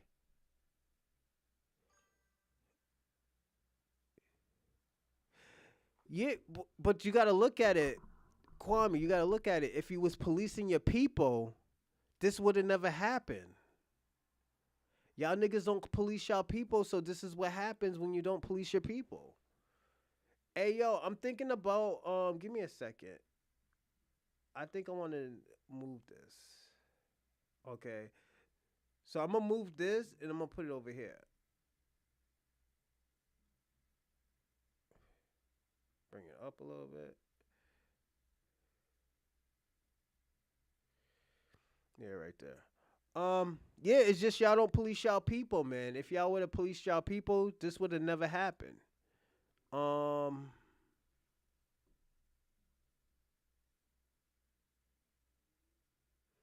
but at the end of the day, y'all should have been doing that shit years ago. This is why I say, like, yo, Kwame, let me tell y'all something. Y'all would have had money. You could have went back to your country. Let me tell you something. If you wanted to go back to your country and build in your country, you would have been able to build in your country. But you can't even do that shit right now because at the end of the day, everybody's fucking up y'all country. We been told y'all niggas that shit was gonna happen. We been trying to stand 10 toes down with y'all like y'all was our brothers. But at the end of the day, all y'all niggas is lazy. Y'all don't like to work.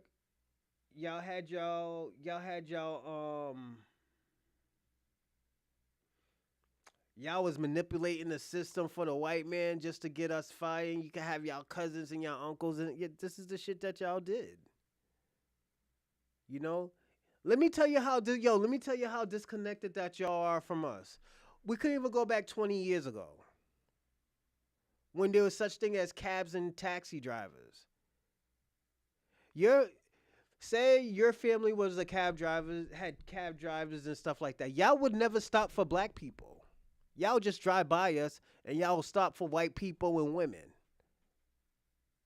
and white women. This is the shit that y'all was doing. This is the shit that we was like, yo, this is fucked up. He was like, yo, we're supposed to be brothers and shit. Y'all making it seem like we're gonna rob you. And y'all was the niggas doing the robbing. And that's the fucked up part about it. Or you can't find a Tether, Twitter space, or YouTube dedicating to the FBA, FBA, literally. No, you can find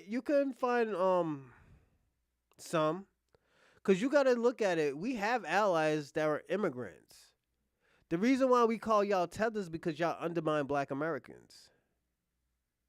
FBA robbed Nigerian cab drivers. No, we don't. No, we don't.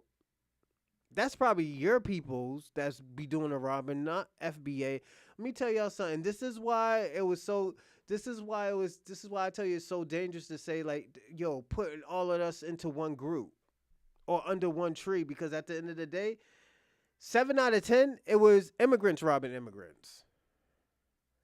You know, it wasn't Africans. It wasn't Black people robbing Africans. No, that was bullshit. You know.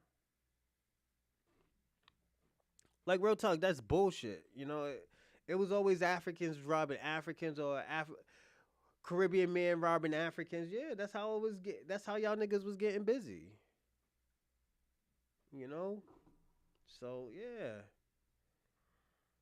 I'm just being personally honest. That nigga comes from the Pan African tree. That's why I was like, yo, niggas was trying to work with y'all.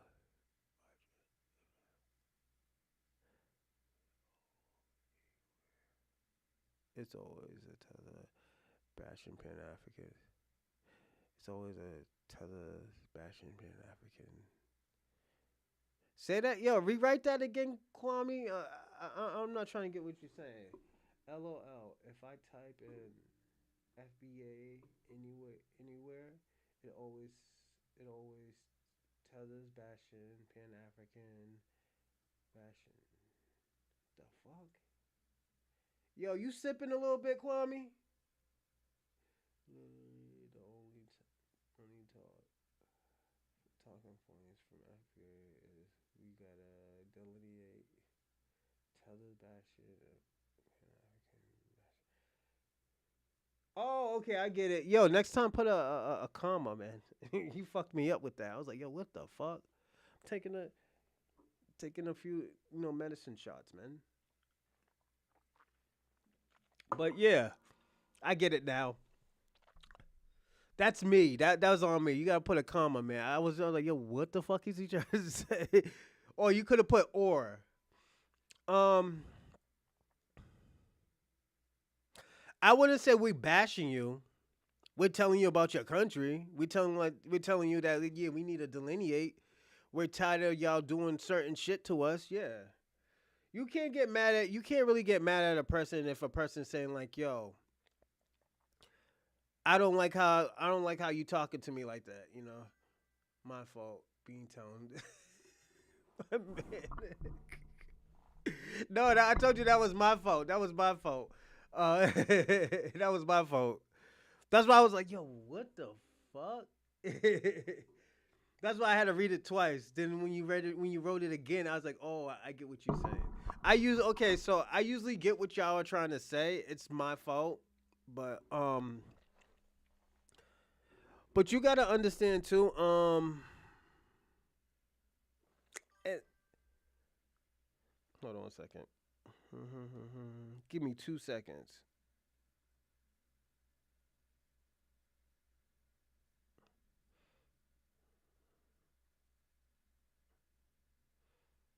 Mm, but let's see exactly. Yeah, man, it's just like yo, it's how we scamming Pan Africans. Like this is what people do for Tariq Nasheed. If they want to donate to his entertainment, that's cool. Or if they want to donate to one of his projects, that's even better. Like this projects I have, I was like, yo, always put it up like, yo, always, if you ever read my description, I always have like, yo, this is for this is for that, you know. Yeah, bushmeat eaters, musty tethers. Yeah, those are jokes. You know, yeah, those are jokes. You know, remember y'all used to call us ghetto, you know, lazy.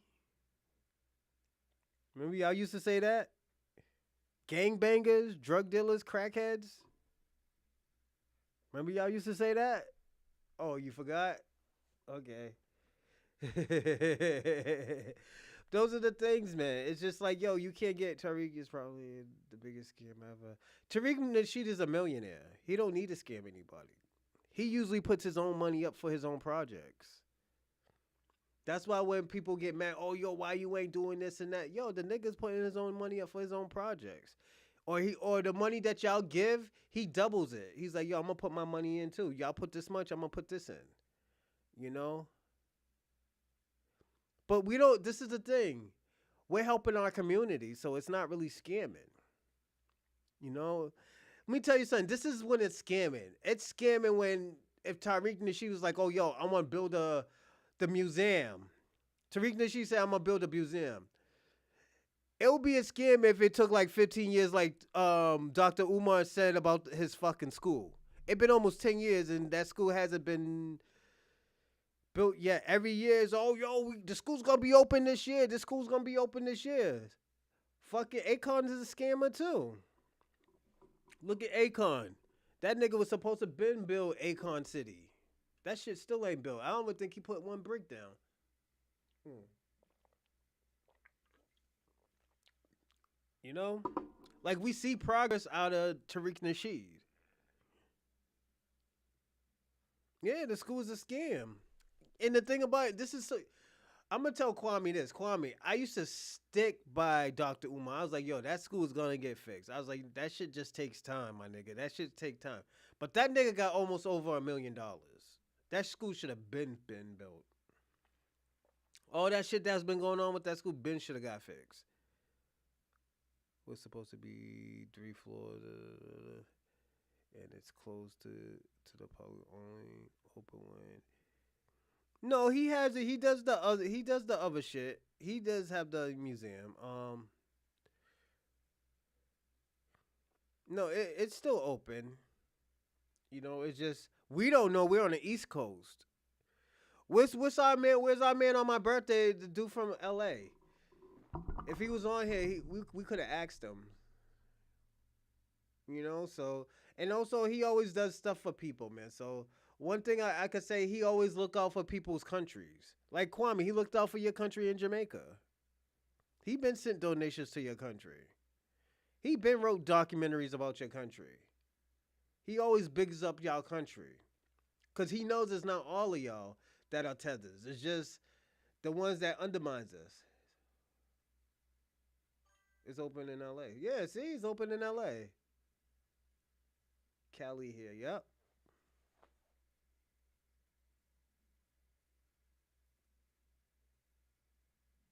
Yeah, he's doing it all black owned, but he should have been had that open.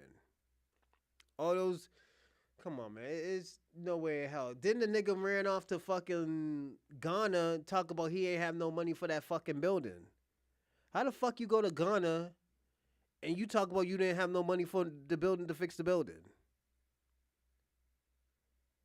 It's just this nigga's just doing too much. Dr. Umar's doing too much. He should have been worked on that building. Oh, I need an electrician. Oh, I need a carpenter.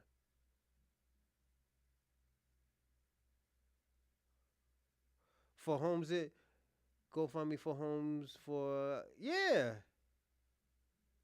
That's not a scam. It's just you're trying to you're trying to get donations to help speed up the progress for the documentary. That's all it is. You know, sometimes let me tell you something. I'm gonna tell you something about certain businesses. Sometimes you just don't want to use your own money. Like me, my documentaries. I don't. I mean, my projects. I don't like to use my own money because I want to use my money for me. But if I could get donations for it and I could double it with my money, that would be even 3 times better because it'll be worked faster. You know. Yeah, but he should have did that. Yo, Dr. Umar should have been done that video probably like 10 years ago. So I ain't shitting on him, even though I think he's a scammer. I used to not think, yo, I used to always defend Dr. Umar. I used to think, yeah, pan conscious, pan African, all this other shit. Nah, man, fuck that. No, no. No, we ain't gonna do that. But yeah, it's just, um,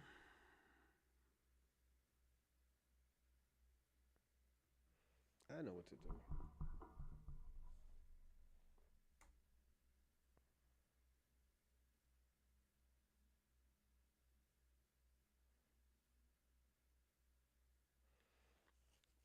You know, I think, yo, uh, he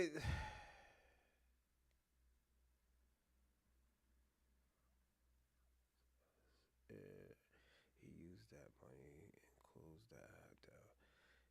He was us. Who used the Moors as us? The Moors us app. All right. Fuck Tariq. Fuck Dr. Ward. It's just FBA and Pan African. What do we do? All right. Yeah, let's do the hypotheticals. Y'all like hypotheticals. Okay. Oh shit. Oh no. Oh my god. Hold up.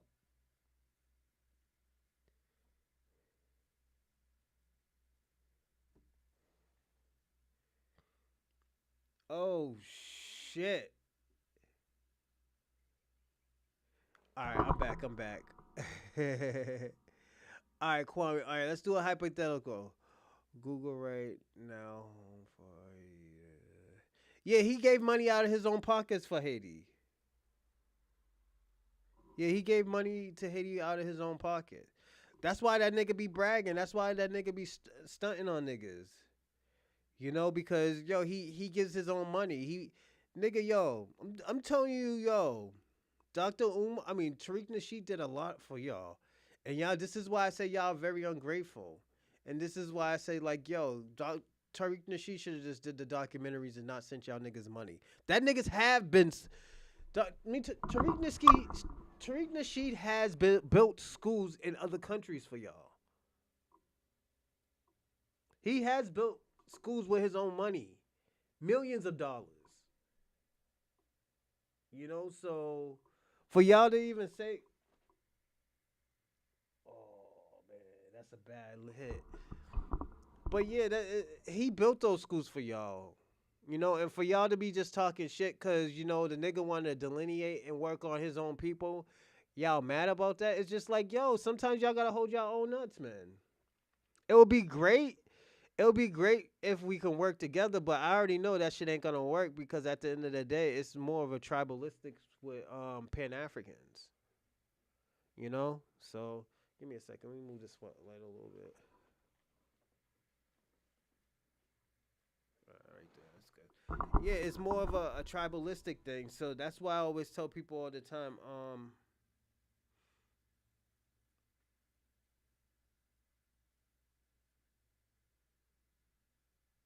So all those things he said great about Africa was a lie.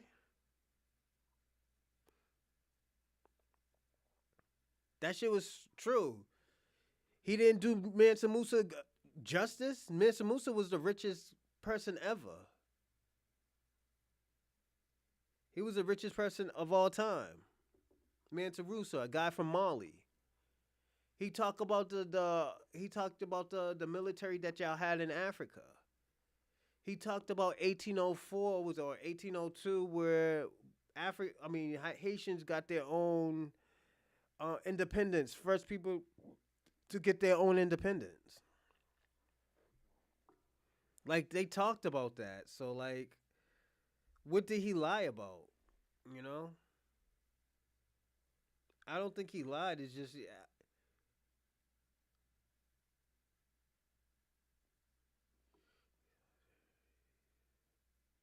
he's not bashing y'all. He's talking about reparations. He's talking about what's going on, what's currently going on in this world. Like if y'all talk crate, this is let me tell you something. You know what? We're gonna do something great.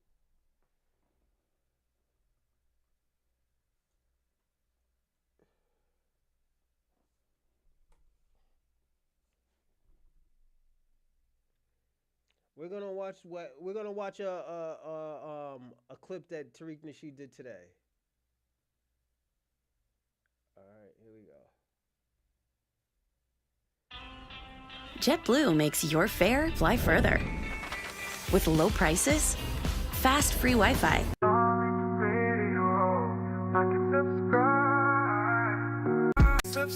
Complaining. Saw another video, And these are the people who be in yo. and I saw another video. Hey yo, Kwame. These are the people that be in his group his live group. It's just like yo, it all tethers. Like we don't go to like immigrants or tethers spaces. We let y'all have your own space and peace and say whatever y'all want. If you want us to come up in there, we'll talk. But we don't be doing shit like that. Watch, yeah. Some woman, where's she from? I don't know where she's from, but she was complaining, and a lot of the Democrat shills were sharing this video. She was like, "Yeah, I went over to such and such country, and when I was trying to come back, oh, they had me detained, and all, I had to answer a bunch of questions, and all." They were checking my immigration status. Now, my father's an immigrant, but I was born here, and oh, God, they're detaining U.S. citizens. Oh, look, they're doing all of this to U.S. citizens. No, they're doing that to people who are not FBA. They're not really doing all that stuff with foundational Black Americans. See, they Remember keep I trying said to that? drag us into the battle. They keep trying to drag. Oh, see, this is why we gotta support immigration now, because everybody can get detained and you See, can that's get who deported. said No, we can't. Kwame. Who said that bullshit? Huh? Didn't you say that bullshit? That they gonna detain us? They gonna send us to another country and shit like? They're not gonna do that. They'll be breaking the fucking Constitution. They can't even break the Constitution. No, we can't. No, we cannot. They do that to people with non-FBA backgrounds. If you or your family, if their paperwork and their name is all up in them immigration um, databases, yeah, it might be a problem. You might have to go through some things. Foundational Black Americans ain't listen. Nobody in my family is in no damn immigration database. I ain't got nothing to worry about. Ain't nobody in my family in no damn immigration database. I'm not saying that to denigrate folks, but don't try to drag us into it. See, and look, family, that's why the bushmeat barristers and people like that, why a lot of these people harbor resentment towards foundational Black Americans, because we don't have that immigrant cloud. They love to try to say, well, America is all built by immigrants. No, the hell it wasn't. No, the hell it wasn't. See, that's the one thing that we have. We There are you go. foundational, and nobody else can claim that, ladies and gentlemen. We're not the same. Foundational Black Americans, we have automatic birthright legitimacy that immigrants have to apply for. Yeah, we We don't. didn't have to apply for citizenship. We didn't have to go through no immigration screenings, pledge allegiance to a new country while denouncing another one. We built this bitch. We're automatic, legit. And that triggers resentment Hey yo, if you wonder why I'm looking up, this is why I'm looking up, everyone. All right. So I got a TV on my wall with watching what's going on and stuff. So that's all. Don't think, oh yeah, this nigga's doing some funny shit, yada yada yada. from That's why. people who had to earn entry. You understand? That's why people really got a bug in their ass about us, because we're foundational to the soil and they know it. And that's where the resentment is, family. That's why they always try to project this homeland complex on us. You don't know where you came from. Your ass don't really know where the hell you came from, because that your homeland has been remixed 5 or 10 damn times. Facts. We don't have a homeland complex or dual. Hey yo, and the thing about it, yo, I'm gonna say this. Yo, never give up, Ness. Yo, we gotta actually salute Kwame. Kwame, we gotta salute you. You know why, man? Yo, you come up on here every show, and you 10 toes down on what you believe, my nigga. You two, never give up, Ness. And you can't see me, Cena. Y'all all hold y'all own nuts, man.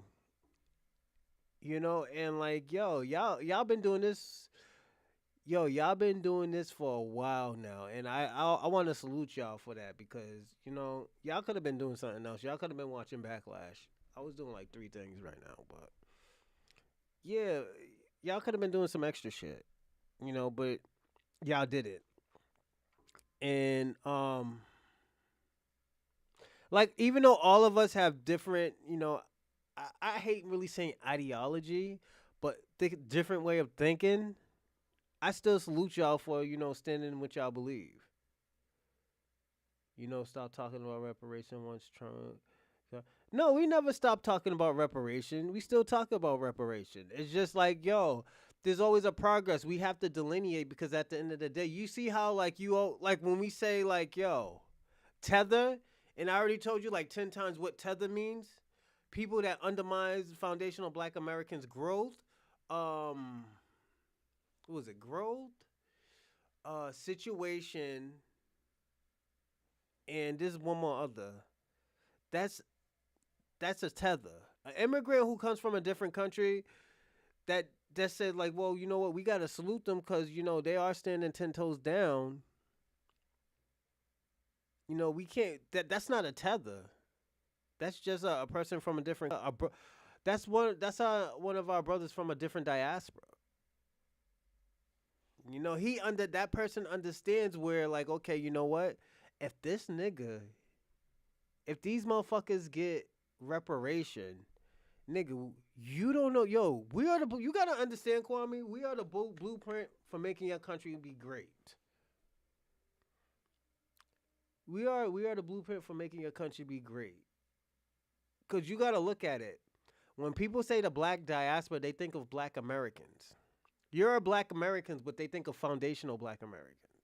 They think of our culture. They think of our lineage. They think of our fashion, everything. So after we do what we do here, y'all can, it's going to trickle down to y'all where you going to be like, the English people owe us fucking money. This King Charles motherfucker's going to give us what he owes us. He took generations from us. Now we need a fight. If these niggas want to keep on doing business with us, these niggas is going to fight. The thing about it, y'all can ally with us after. We'll jump on that bandwagon with y'all niggas. We'll be like, reparations for Jamaica. Reparations for Haiti. Reparations for Africa. The niggas we will always be on that time with y'all. But at the end of the day, we got to worry about us first because at the end of the day, y'all don't police y'all people, and that's a big problem. There's no way in hell that people should be trying to disrespect us while we doing something great here, and y'all don't say anything. Loyalty conflicts.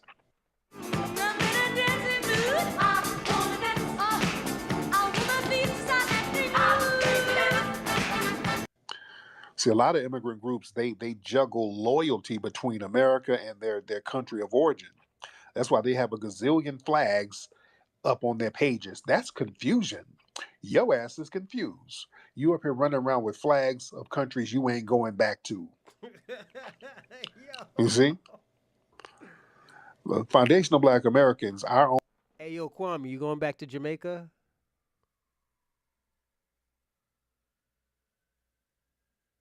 I've been sipping a little bit. I ain't gonna lie, but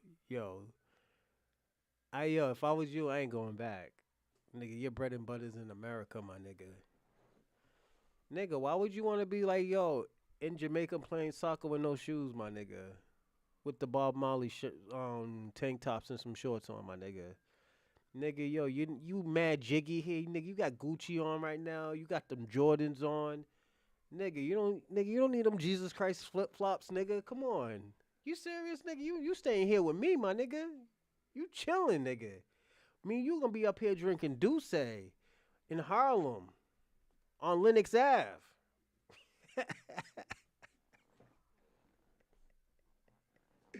Chloe, you don't go back to Jamaica. Don't go back to Jamaica, my nigga.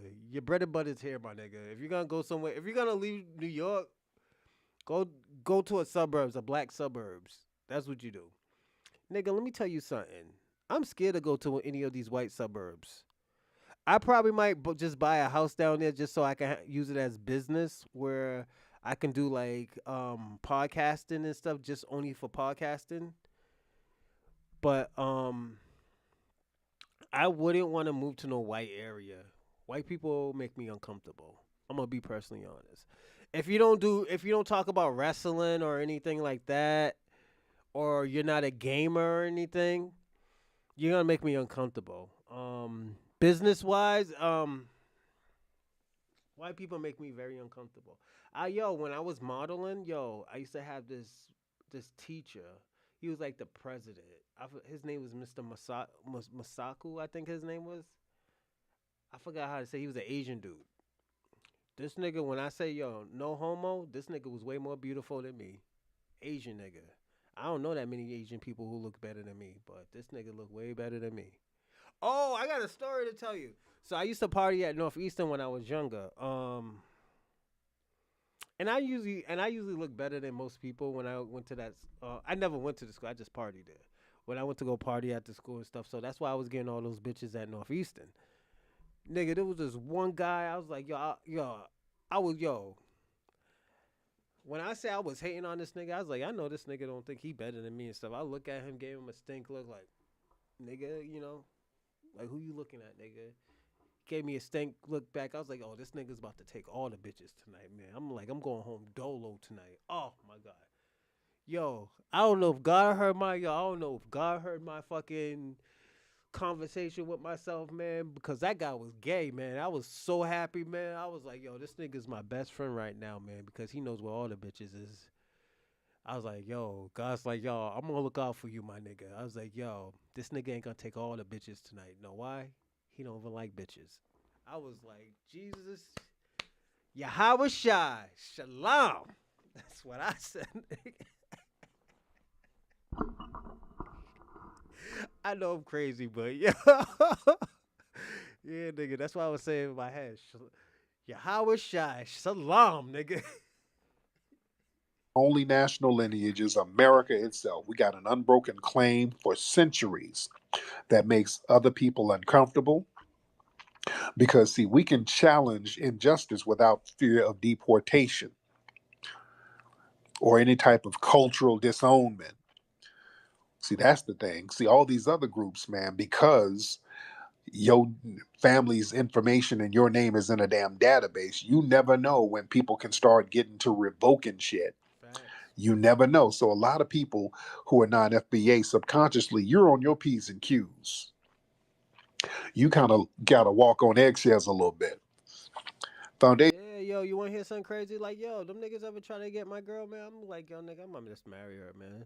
Yeah, have her ass stay in this country. Yeah, man. They ain't bring my girl back to no fucking Cambodia or no fucking Thailand. Her ass is staying here. I'll sign them papers so fast, yeah, she ain't going nowhere, my nigga. I've been with that girl for almost 10 years, nigga. She staying here with me, my nigga.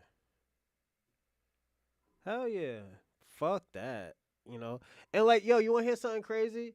I'm the most pro black motherfucker here, but my like but my baby mother's Cambodian, you know. But I always tell my kids like, you're black because at the end of the day they came out my nutsack, so they're black. Their mothers is Asian. Like they got Asian DNA, but they're the seed of their father that came out his nutsack, so it's mine, you know. I just look at it like that biblically, you know.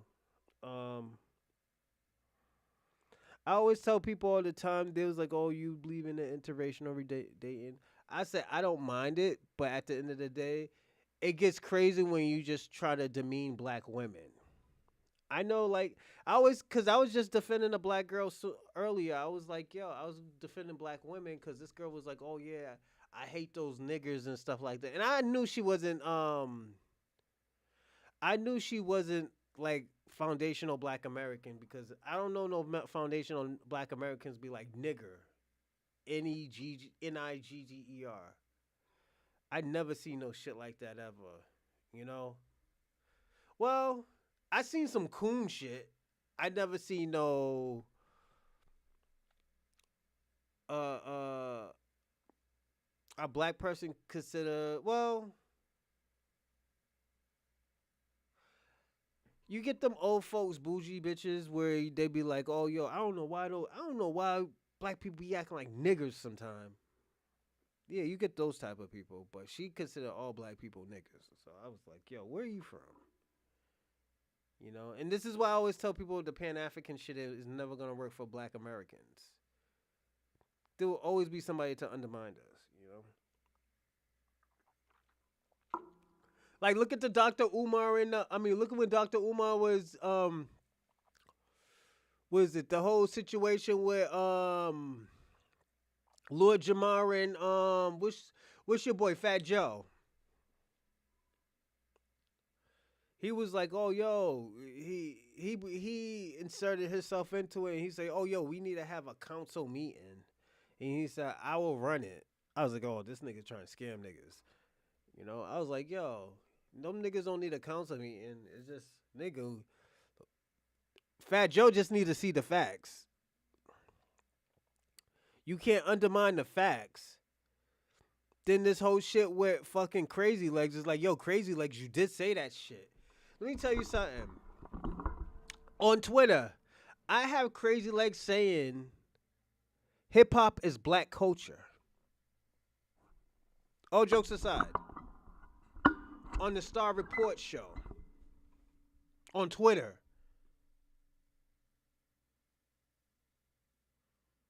And he was talking to Jen Garcia.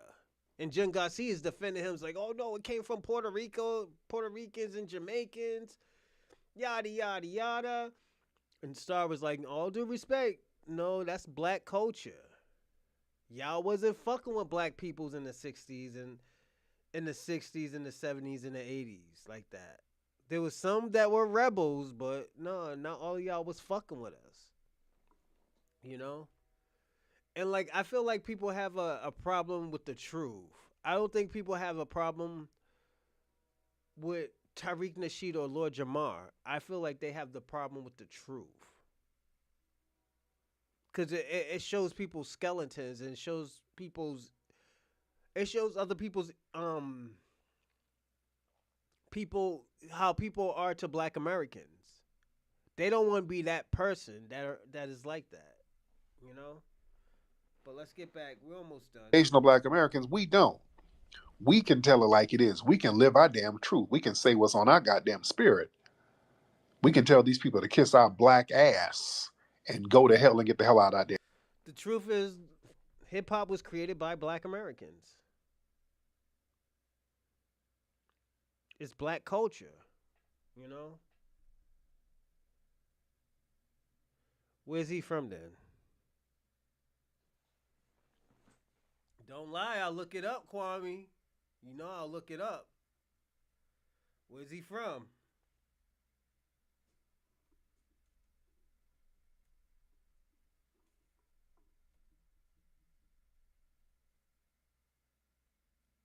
He don't want to say nothing. Look, he's scared. Where he from, Kwame? Yeah, because hip hop didn't come from New York. That's why. Hip hop came from the South, my nigga. But Lord Jamar was born in Bronx. Then he moved. Yeah, then he moved to what was it New Rachel? I think it's called. Lord Jamar was born in the Bronx. He was born in the Bronx, so he come from one of the greatest groups, man. Brand Nubian. Brand Nubian was a shit, and Brand Nubian is Pan-Africanism. What do you mean? The thing about it, yo, He's a 5%er. He's a 5%er, but at the end of the day, he knows where hip hop comes from. This nigga's almost 60 years old. You know, it's just people got a problem that he's telling the truth.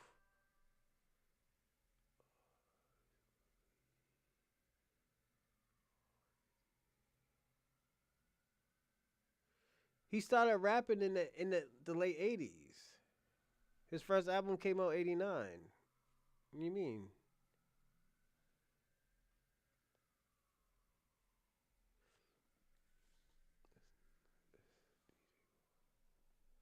Yeah, but you gotta look at it.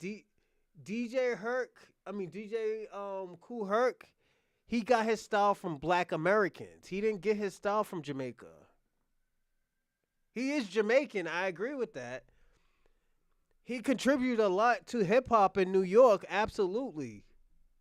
But hip hop was created by Black Americans. It was contributed by Jamaicans and Puerto Ricans, yes. They contribute a lot. You know? But it just, they didn't create anything. That's what I'm just trying to say. They didn't create anything. So there's nothing wrong with it. It's just, let me tell you something. What's wrong with contributing to things? Black Americans contribute to basketball. Black Americans contribute to baseball. Black Americans contribute to professional wrestling. There's nothing wrong with that. You know, just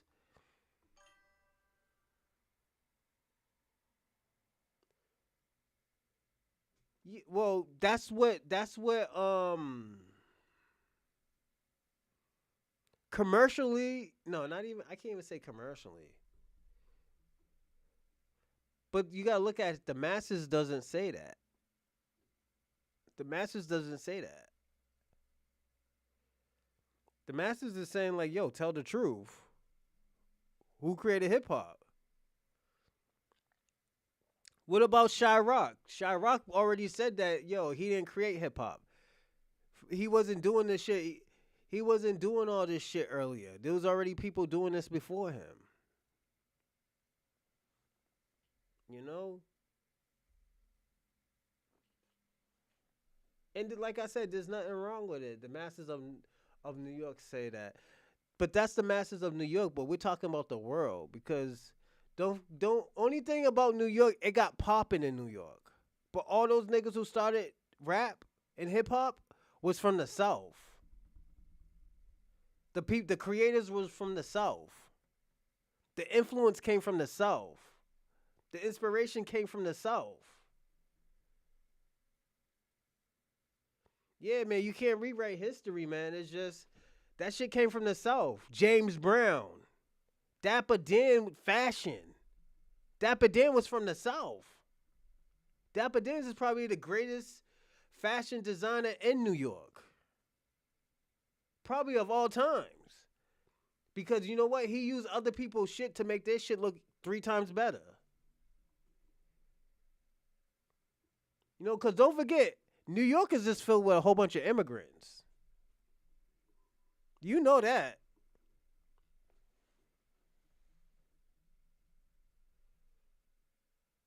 No, it is right. Tariq did the research. Tariq did the research. Nobody could debunk him on it. Doctor, what's your boy? Cologne, Dr. Cologne, he tried to debunk them, and he was like, yo, Dr. Cologne was talking about, oh, yo, I have the papers and stuff. He's like, yo, show the papers. This nigga, he didn't even want to pull out the papers. So I'm just being personally honest. It's just, we got to be honest with this.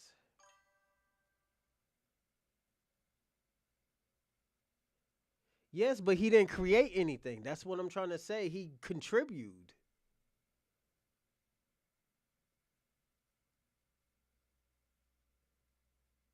Yeah. That's the crazy part. Like, yo, put it this way. If the elders and the OG niggas who created this shit was saying like, yo, Tariq Nasheed is lying, I'll be on your side. But there's nobody debunking him. Nobody's not saying like, oh, yo, Tariq Nasheed is wrong. This is the proof. That was a great video, you know?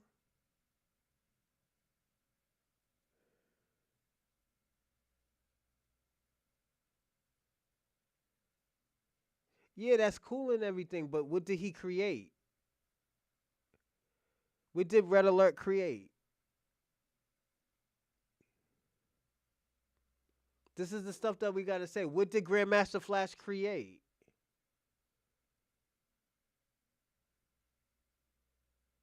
Okay, but what did he create? This is the question I'm asking you. What did he create?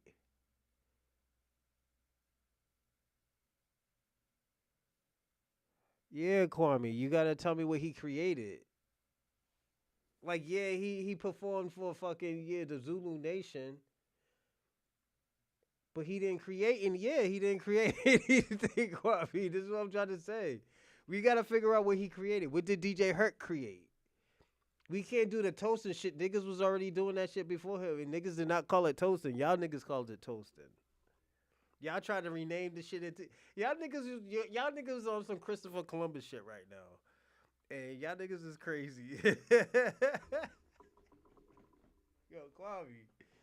This is why I always tell people all the time. I like talking to Kwame. Kwame, yo, he stayed 10 toes down on what he say. He might not answer the question, but the nigga to say he's 10 toes down on what he want to say. You know what I'm saying? I'm the blacksmith. Yo. Yeah, they was like, yeah, little homies, man. Yo. And if we really want to go far, them niggas is like the Black Panthers. Them niggas was like the Black Panthers. The Zulu Nation, hell yeah. Then they got some of that shit from the 5%ers. Yeah, it's, when niggas like this, attention hut on niggas, yeah. How were they the pioneers and most of those niggas was from the South? Niggas was already breakdancing down South. Niggas was already flipping on their heads down South. Y'all just evolved it and y'all contribute more to it. That's all. Y'all didn't even invent anything. This is why I say inventing and contributing is two different things, Kwame. I'm just being personally honest, Kwame. They didn't contribute anything. I mean, they didn't invent anything. They contribute a lot. They can contribute a lot. Especially Jamaicans. They contribute a lot. You know? I'm just being personally honest. You know?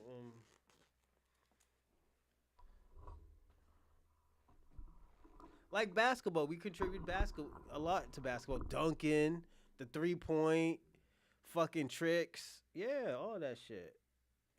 You know? Yo, Kwame, you out here be tripping, man. My nigga Kwame, yo, you be out here tripping, man. You see what you say? And the pioneers of toasting were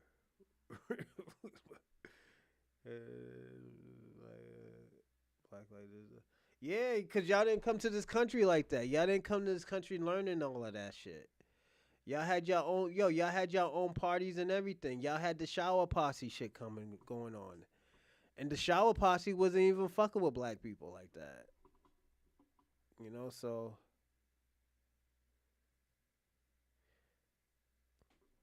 the Moors did.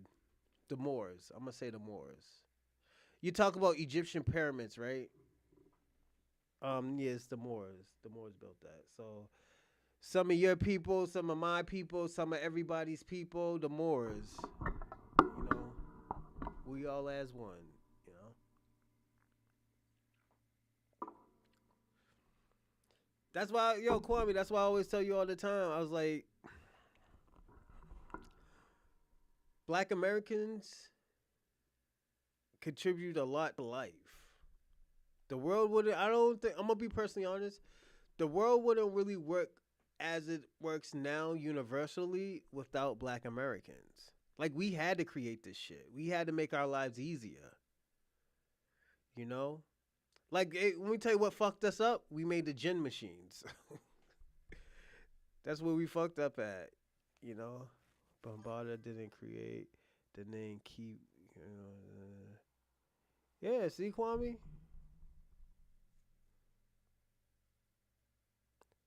Just about everything in America, white people are lazy. White people try to create. They try to do shit themselves. They always on a. They almost ate. They almost started eating each other, man. I told you all the time, Kwame. I think I'm gonna be personally honest. Most of the white race, I believe, is uncivilized. They were always uncivilized back in the days. That's why I was so surprised when they talk about, oh yeah, we're scared and like black people are aggressive and stuff like that. They've been like that. Their history is always aggressive, and I'm like, yo, y'all niggas was fighting over insults back in the day, slapping niggas with gloves and stuff. Talk about you want to challenge a nigga to a gunfight or a sword fight. You know, I was like, these are the most violent motherfuckers I ever heard in my life. Hold on, FBA created just about everything in America, and the white folks will tell you, no, white people lie, man. They lie. They ain't gonna tell us that shit. Cause then after that, they ain't gonna be worth shit. So. Oh, hey, yeah, I'm just being. He's right, man. That shit started down south. James Brown. James Brown was from South Carolina, but lived in Augusta, Georgia. He lived near. My grandmother grew up with James Brown. Great.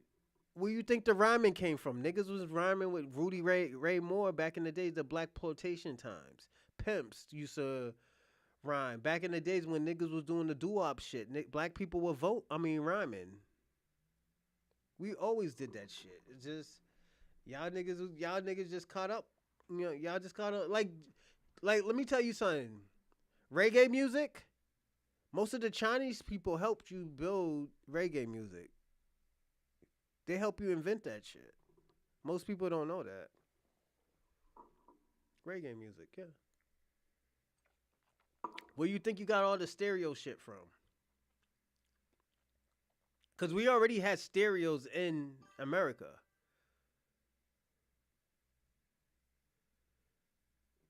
Yeah. Yeah, all the elements, yeah, it's from the South, Midwest, yeah, it's Black American culture. Yo, Kwame, there's nothing wrong with that though. That's the thing. Y'all making it seem like it's a bad thing that Black Americans created it. You know? Nah, we didn't create reggae music. Fuck that. Nah, we didn't create that shit. That was y'all and the China man. Like we probably influenced it. Yo, yeah, he read my mind. Yeah, we probably influenced it. No, because you gotta look at it. Black Americans is very influential people. Drill music. I would never tell a person to be influenced by drill music, but this niggas influenced by drill music. You know? Nah, he's clowning right now. He's trolling right now. Kwame's crazy. Nah, yeah, you on your shit right now, Kwame. But yo, Kwame, when I come, I gotta give you, Kwame, I gotta give you my email, man. When I come up to New York, man, I'm gonna come and chill with you and stuff like that. I gotta, cause I'm gonna do some. I'm doing when this shit starts to like add up more and stuff. I'm gonna try to get some sponsors and shit. So like I could do like 6-8 hours a day and shit, and um I could do other shit like where I can like interview people and stuff like that. I have some crazy ideas, so definitely FBA created the iPhone.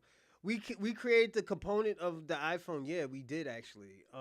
Components of it. So you are right about that. During the civil rights movement, not through the civil rights movement, probably years later, we created the GPS system. We created launches. We created we created mad shit. We created almost $50,000 of universal components, man. Created, yeah. Bob Marley was doing doo-wop. He was dressing like the Tops and the Dramatics and the OJs back in the days. When he was Bob Marley and the Wailers, yeah, he used to dress like Black Americans. So. Nah, facts. I told you. I'm gonna tell you. Put it this way, yo, when I get my reparations, I'll bring you to Atlanta, man, and we'll go get some lemon pepper chicken from Magic City, all right? I heard they got the greatest lemon pepper chickens in Atlanta, so I want to go there. Hey, Guy, you research. Great machine gun submarines. I think a white person created guns and well, they didn't create the gunpowder in the way how it works. It was the Chinese or the Asians, but they did add on to a lot of it. I think I believe I didn't do research. I'm just putting two and two together. Probably did create the spaceships. Probably, yeah. We don't know, man. Or at least we created some type of components for it. Um, it's crazy though.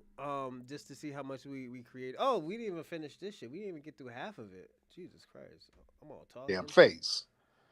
Now y'all got to sit up here and okay, wait, don't call ice on me, please. Y'all kind of have to go along to get along. Y'all can't rock the boat. So a lot of people have that issue with us. See, a lot of these immigrants resent the fact that foundational Black Americans built the country while other people only arrived later and benefited from what was established. Like I said, remember Kwame? Remember I said that? So that triggers a lot of resentment. Kwame, remember I was saying that? There's like, yo, the Chinese built the train tracks, and I'm like, but we were already building it. They contribute to it, but we were already building it. So, and some of them, the Asian people stayed in America. That's why we had these other stores and stuff. And this is why, like, also too, um, you have like fourth generation Asians in this country and stuff like that. But they were down south. They were fucking with us because they wasn't fucking with white people. Now they fuck with white people, but back in the days they wasn't. I'm gonna show you what tether money look. Does it look like Zimbabwe money? And we represent an unshakable indigenous like presence in America. We predated all the immigrant groups. So we are an immovable force. We are tied to this soil. I'm down in Birmingham, Alabama now. Um, I got so many of my relatives born and buried here. We got cemeteries. Um, we can just go to our burial grounds here. There's a cemetery not too far from here with my family. Most of my family is buried. We can we don't have to go through no genealogical records. A lot of us foundational Black Americans, all we have to do is go to a cemetery of our family and we can see our family lineage there. I'm in Alabama now. I can just go to a cemetery down the street. This is for the Yo, you know architects what of I was tomorrow, thinking? the ones rewriting the world with tools like GitHub Copilot that push what's possible. And I'm about to big ass house. And the I'm gonna buy a big tombstones ass had house and have like people like have like buried there, so I don't have to pay property tax. So because it'll be a monumental thing, so I don't have to pay property tax. Yeah, we probably sold it. Who knows? I'm gonna be person. We probably sold as it. the year that my relatives were born. I got relatives who was born in the 1800s that's buried here, showing my Yo, crazy. He's talking about people who was born in the 1800s. Like, yo, you want to hear something crazy? My great granddaddy, he was born in 1892. My other great grandmother who passed away, she was born in 1899. No, she was alive when Harriet Tubman was still alive. That's crazy. Hey, yo, have y'all seen that Harriet Tubman movie yet? I haven't. I'm not gonna watch it. I'm not even gonna watch. You know what? I must say this: that Selma movie is to me, it's an insult. So if we're gonna do Martin Luther King, why do we got a fucking Nigerian playing fucking Martin Luther King? Even Harriet Tubman, we got a fucking Nigerian woman playing Harriet Tubman that looks nothing like Harriet. Like, what the fuck is going on with Hollywood? This is why they're having the problems that they having. You know, it's like, let me ask you a question. Would you like to have Bob Marley play like would you like a Puerto Rican to play Bob Marley? I think it would be interesting. What would you think? You'd be like, hell nah, fuck nah. I want a Jamaican to play Bob Marley. Oh, what about this? Would you want me to play Fidel Castro? You'd be like, yo, what the fuck is going on? We got this fucking foundational black American motherfucker playing Fidel Castro with a fucking Cuban voice, nigga. Nah, this nigga's Cuban voice sucks too. The fuck? My grandfather, my great grandfather, my grandmother, my uncles, just everybody. So we got that kind of relationship to the land, ladies and gentlemen. We got You know what? That's different. You know why? Because most of y'all Caribbeans and y'all Africans are in Jamaica. I mean, in Britain, but they use the patois. If I'm saying it, I don't know how you say it. Patio. The accent, the lingo that y'all have in Jamaica, they use it in England. So he could probably pass off with it, but that nigga was too light skinned. And plus, you want to hear something crazy? Bob Marley's father was white. He was a British militant guy. Yeah. So he was half white. Bob Marley was half white. He wasn't even a full Jamaican. That's why I like Peter Tesh and Yellow Man. So Bob Marley made it great music, but Peter Tesh was that nigga. got that kind of relationship that's very unique. You know, our blood and bones are in these soils out here. It's a different relationship. So there's a different vibe and there's a different energy here. So we're really, really deeply rooted here. So this whole thing that we're guests in the country, we're not. We're not guests like these other groups at all. And we didn't have to assimilate. We created the culture here. Immigrants, they have to adopt and assimilate and blend in. We are the blueprint for American culture, Kwame, music, remember I fashion, just said slang, that? food, Yeah, everything. Peter So we Tesh is have one of my cultural favorites too. authority here on this land. I personally like I personally just old school reggae, the traditional old school reggae. I like Peter Tesh and Yellow Man. There are other people because let me tell you something with Yellow Man, they use a lot of his songs. They use a lot of his lyrics off his songs. Yellow Man. Peter Tesh, he's just legendary. That's how legendary he is. Um, like dance hall wise, I do like Alkaline. I'm not a big Vibes Cartel fan, and I'll let you niggas know that. I'm more of a Beanie Man, Elephant Man, and even Bounty Killer. Uh, I do like Spice One, but I do like what's her name, Elaine better, the girl who be singing. You gotta tap in with Dennis Brown. I'll fucks with him. Tradition is that traditional reggae or is that dancehall? Cause I probably heard Dennis, but I still like my Peter Tesh. I think Peter Tesh is my favorite. You know, yeah, Peter Tesh, Yellow Man, Alkaline Bounty Killer. There's a few more others. There's Bounty Killer. Alkaline. I like Alkaline. He makes great music. Let me tell you something. Alkaline should have been the Jamaican version of what's my man's name? Ja Rule. He makes hits. Cause Alkaline makes hits. He said, I got penis for your vagina hole. That's my song. And please, yeah, I be fucking with. That's why I say, yo, I like reggae music. I like dancehall music, but there's certain things that I like. I like Elephant Man will always be a top 5.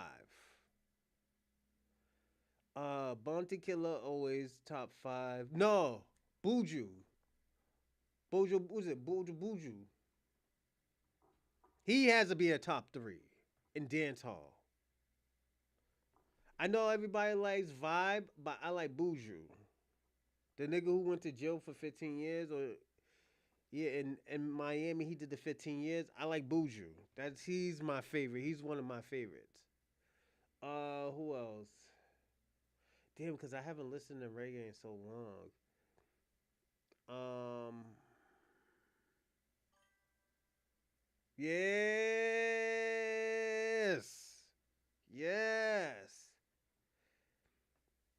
That guy right there, I will interview. I will pay for that interview. That's how I'm a big fan like that. And I'm not a fan of a lot. Oh yeah.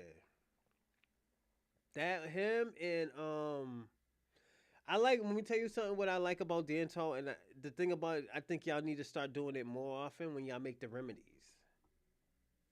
When y'all do the remedies, when like y'all put a beat, then you have one person rapping on the beat, then you put the song again, you have another person rapping on the beat. Yo, you have like three or four people just rapping on the beat. Yo, that's how that shit was lit back in the days. I don't see that shit anymore. Like y'all don't rap on the same beat.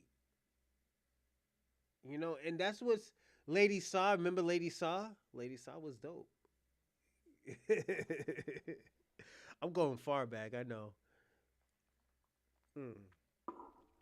But yeah, I be fucking with the. That's why I say, yo, why the fuck do you want hip hop when y'all got dancehall music? Dancehall should have been second. It should have been hip hop, then it should have been dancehall. But y'all were so focused on rap and hip hop that y'all should have, y'all let dancehall dwindle. You know? That's something that, dancehall is something that nobody can take from y'all. That niggas is actually doing right now. And y'all don't even know that the niggas is still in your culture. You know? Buju knows it. Elephant Man knows it. Beanie Man knows it. Them niggas know that shit. It's just, yeah, nobody in Jamaica is rapping because that's not your culture. That's why y'all already have your culture. Let me tell you something. Everybody been rhyming for years. Y'all rhyme. Niggas rhyme, rap hip hop lyricists rhymes, dancehall was it dancehall artist rhymes, but it was different. We all did it, but because it's a normal thing that we do. The only people who never really weren't rhyme was white people. We've been rhyming since fucking the folk era. I mean, not the blues era. You know. That's why I say like, that's just a false equivalent when y'all say like, oh yeah, we started rhyming before. Nigga, we've been rhyming since the blues, and that's when they was calling that slave music, nigga music, monkey music. That's why when white people be trying, oh yeah, that's blues. Yeah, we created blues. Y'all didn't create blues. Y'all didn't even create country music. You know. What do I like? Reggaeton. Can't tell her. But the thing about it, with that is, okay. So I was playing with one of my coworkers. I was like, he was like, Afrobeats is gonna take off, and wait till I was like, Afrobeats is not gonna take off in America. He's like, why would you say that? I was like, it's just not gonna take off. Nobody can adapt to it. You're gonna have a small group of people that will listen to Afrobeats, but niggas ain't gonna be tapped into it because it's not their culture. People can't relate to Afrobeats. You know? Niggas can relate to fucking reggae and dancehall because they talk about fucking. Fucking, maybe a shooting a nigga, pressing a nigga. Yeah, it's just like hip hop, but at the end of the day, it's reggae culture, it's Jamaican culture. Niggas love Jamaican culture. I love Jamaican culture, but at the end of the day, it's just, that's their culture. I gotta respect their culture. I'm not gonna be like, I'm not gonna pull the fucking, what's the nigga's name? Something Hanks. Was it Tom Hanks' son? And just start trying to appropriate fucking Jamaican like I'm Jamaican. I'm not gonna do that. But Afrobeats is probably music genre. Though right now it's 1 point. Yeah, but you gotta look at it. I always tell people all the time that shit ain't gonna click in with America. America is the big business. That's the big. I always tell people all the time, America is not a country. It's a corporation. It's a corporation. You come over here to make money. Yeah, they did because they're Caribbean. Well, Drake is a Jamaican faking, but Nicki Minaj is Trinidadian. So yeah, that's understandable. Um, yeah, that we gotta. That's why I was always explaining to you, like with reggae music and Afrobeats is totally different.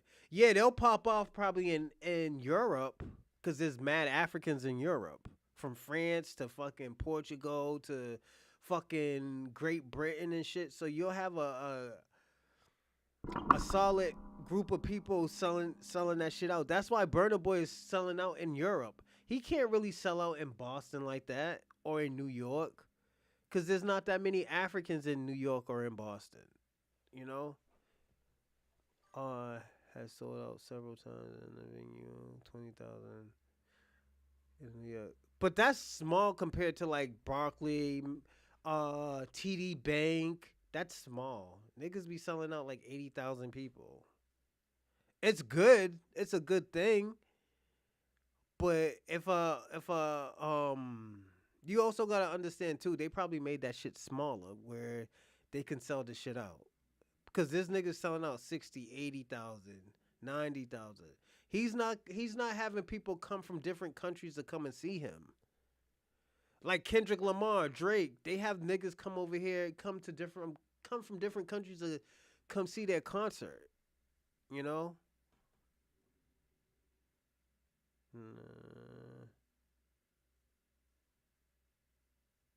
But okay, so let me ask you, was it his show or was it somebody else's show and who was on there?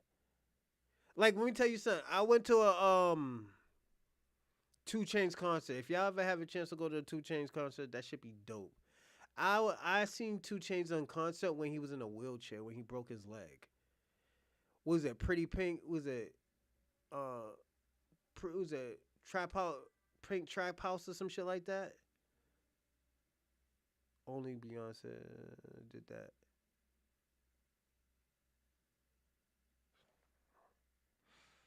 Um, you sure, man? I don't think that's accurate, man. They have on everything. I need. Cause yo, let me say this.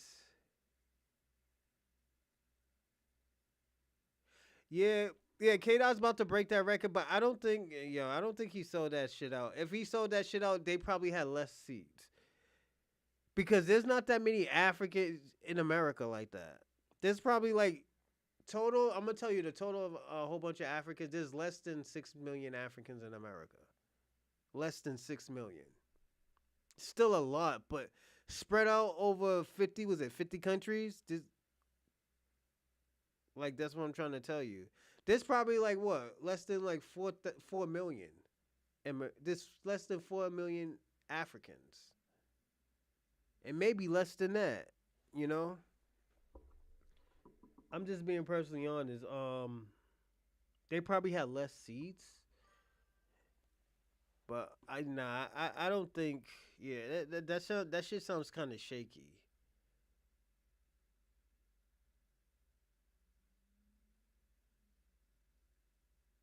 Oh, he did it. How many? But you gotta look at it. How many seats did he have? Cause he's about to break records, man. He's about to break a. He's breaking Eminem's record. So that's saying something, you know.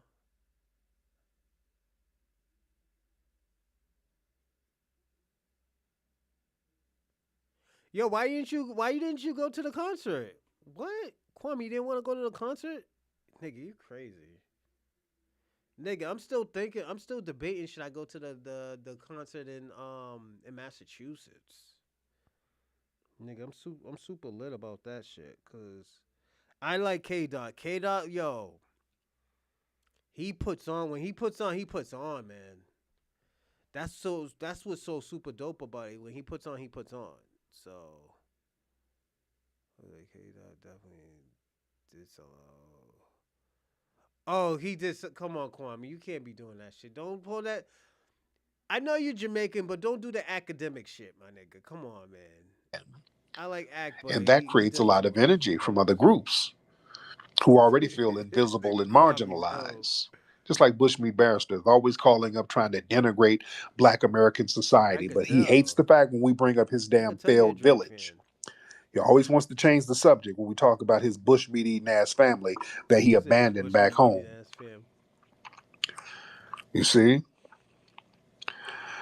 And like our brother Average said earlier, see, foundational Black Americans, we challenge that whole hardworking immigrant narrative. That idea that the immigrants succeed because they whack harder than foundational Black Americans. Yo, this You know, nigga that's used crazy. to dismiss systematic racism.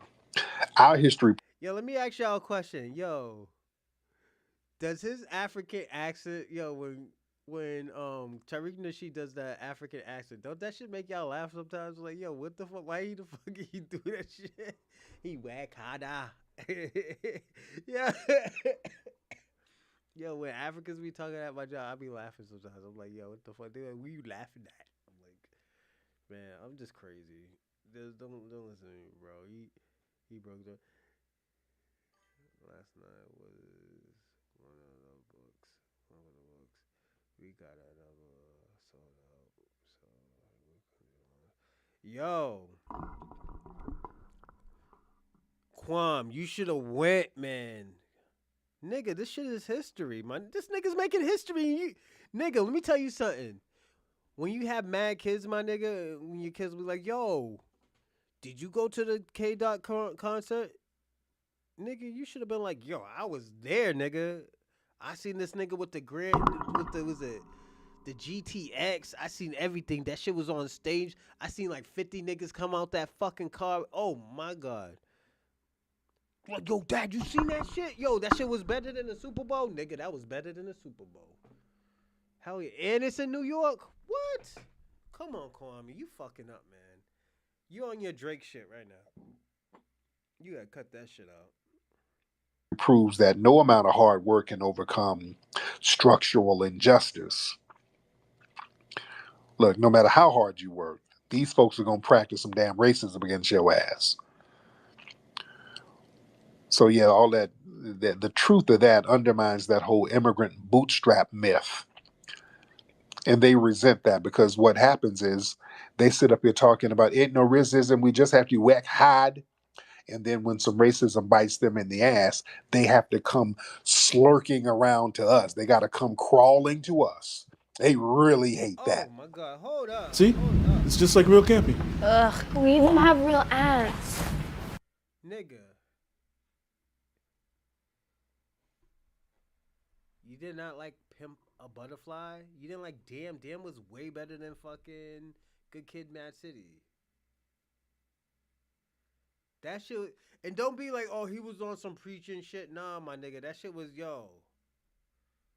That shit was dope. King Kuta, everybody trying to cut the legs off me. Yeah, that was my shit, nigga. I was gonna kill him, but they did it to their son. Everybody suicide. They don't even need my help. Yo, nigga, you wild, nigga. That shit was fire.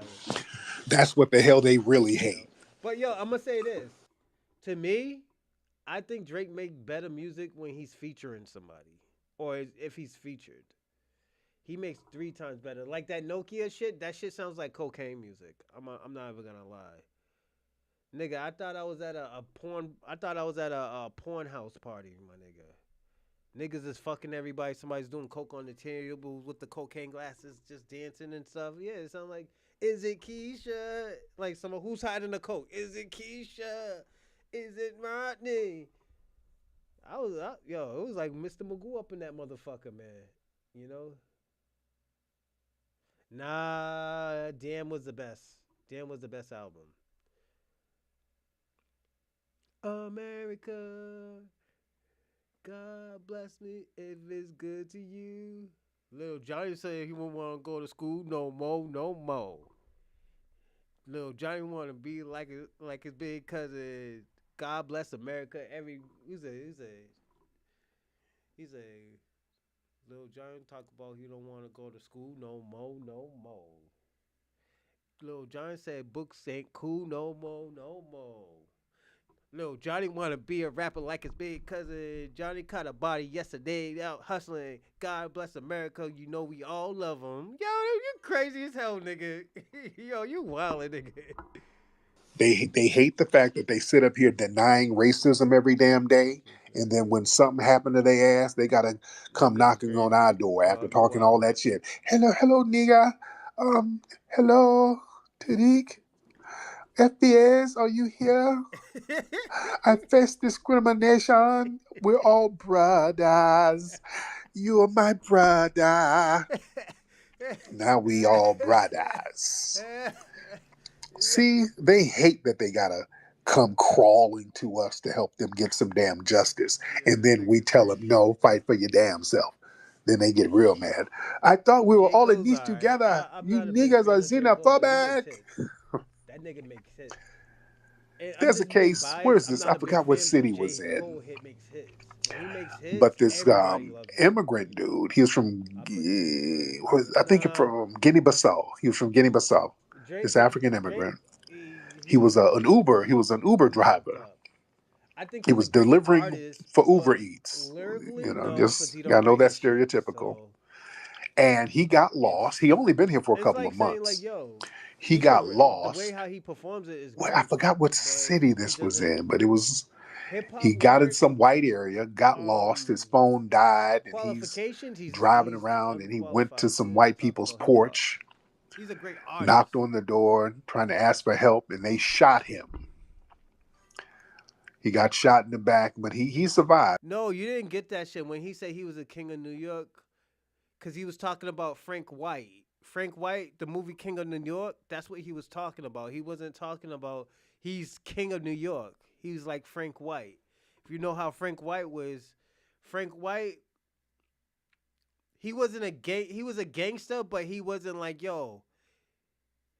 He was like the coolest guy because he was around savages all the time, but he never had to get out of pocket like other people did because he was Frank White. Frank White, everybody respected him because just who he was.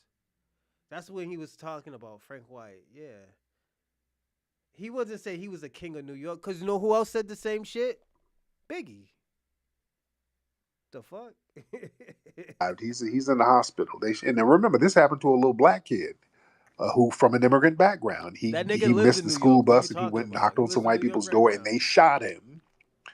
See, again, foundational black Americans, we understand certain neighborhoods, you don't go to people's doors. Oh yeah. You understand? Foundational black American, we know this. We know not to go. No, certain neighborhoods, you don't go to these. Yeah, Kendrick Lamar was using the same metaphor as Biggie was using. That's why when he was saying uncoachable, fuck MCs and stuff like that, he was talking about. That's why he added Phil Jackson because don't forget Phil Jackson was the president of the New York Knicks. He was naming everything that was New York. He was actually paying y'all niggas homage. Yeah, from Corrupt. Corrupt was from Philly. Corrupt was born in Philly. Yeah, he was born in Philadelphia. He was also paying homage to New York too. People's doors. We know the danger. Instinctively, we know. We know better. But you see this, there's always some of these immigrant groups coming over here talking about ain't no racism. And then they go knock on some random white person's door and the white person starts busting on them. Yeah, that's facts. And then they want to come to the active. That's why I got my firearms license, my nigga. I know in New York y'all can't even get firearms. Yo, Kwame, you gotta get out of New York, my nigga. Y'all can't even get guns out there. This than the influencers to help them get some damn justice. So it takes bullets for them to realize racism is real. So a lot of people have resentment towards us that they got to come to us in order to help them fight for some damn justice. But let me get some folks in here. We got a lot of people in here. Let's get Truly Clout. Let's get Clout. Let's get Lonely Dinosaur in here, and we'll get At least we got a lot of. So what he was doing is he was explaining that like yo when shit gets he's explaining like yo he was talking about the undermining. No, y'all shit's not legal. Our shit's is legal in Massachusetts, and we got one of the most strictest laws. Massachusetts got the strictest laws. If you want to bust somebody, yo, if you want to shoot at somebody, move to New Hampshire.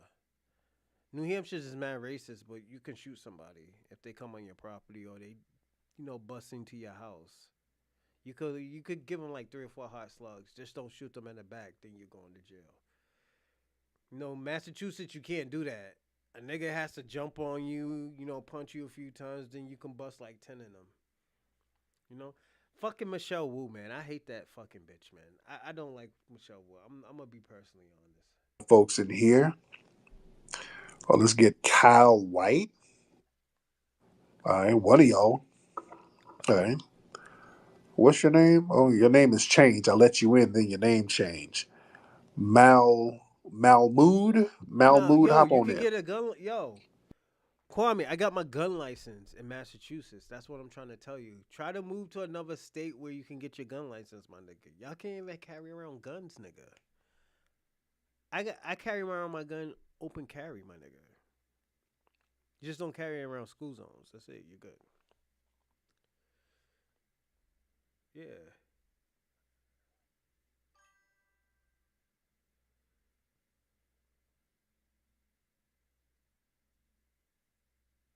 In Massachusetts, I mean, in New York, I think y'all have self defense, but y'all laws is mad weird, man. But I will look that up. Christopher King, that does sound mad familiar though. My name is Mahmoud Ahmadinejad. Tariq. All right, so what's on your mind, man? Salam alaikum. Tariq. Walaikum salam. How are you? You are Muslim. You're a Muslim I'm not. man. I'm not. But go ahead. Move I to New cannot Jersey. believe the words that are coming from your mouth. As a fellow Muslim, you are infidel. You are haram.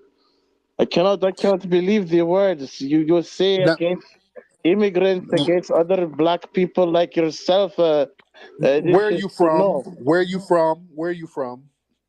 I am from New York. Yo, Where are Kwame. you from? Not with that accent. Where are you from? I Yo, y'all niggas get busy in Queens. You live in Jamaica, Queens, right?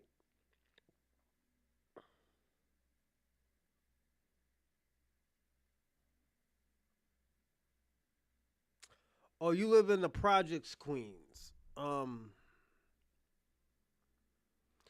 Yo, cause one thing I always tell people, I love Harlem, but I love Queens more. And there's mad immigrants over there, but I love Queens. I think Queens is super dope. You know, and like, yeah, yo, this nigga from Jamaica, Queens. I'm from Jamaica Plain, Massachusetts. I'm from Jamaica Plain, Massachusetts. So, yeah, I lived in probably one of the most oldest projects in Massachusetts. So yeah. Two family. Oh, check you out, my nigga. Okay, King, do you think, my nigga? Okay, my nigga. Yee. well, I was born in My Egypt, nigga's lit right now. What part of Egypt were you born in? Cairo. Cairo. You were. I don't even believe that. Where's your family from before they went to Cairo? Well, my father he worked in Cyprus, but we are from Egypt. We are Egyptian. Okay. How long you been in New York? I've been here for 1 year, and I must tell you, these the Black Americans are the worst. The worst. The worst. The worst. Worse than what? Listen, in Egypt, we have the black. This BB nigga's about to start lying. Yo, watch this. This nigga's about to start lying. This is why I was like, yo, the Pan African shit is very dangerous. Because yo, you want me to tell you something about Kwame? I'm gonna tell you something about Pan Africanism. None of y'all niggas stay on the same page. At least with foundational Black American, everybody has the same blueprint. Everybody has the same information. Everybody has the same knowledge. In Pan Africanism, a lot of niggas don't have that same knowledge.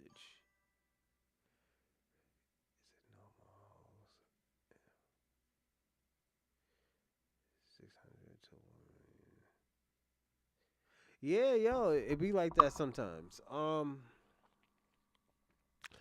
Cause of the integration. That's why your shit, your money your money's gonna go up, and that's just probably twice. If that's how it was like 15, 20 years ago, your money probably already went up like probably 4 or 5 times more.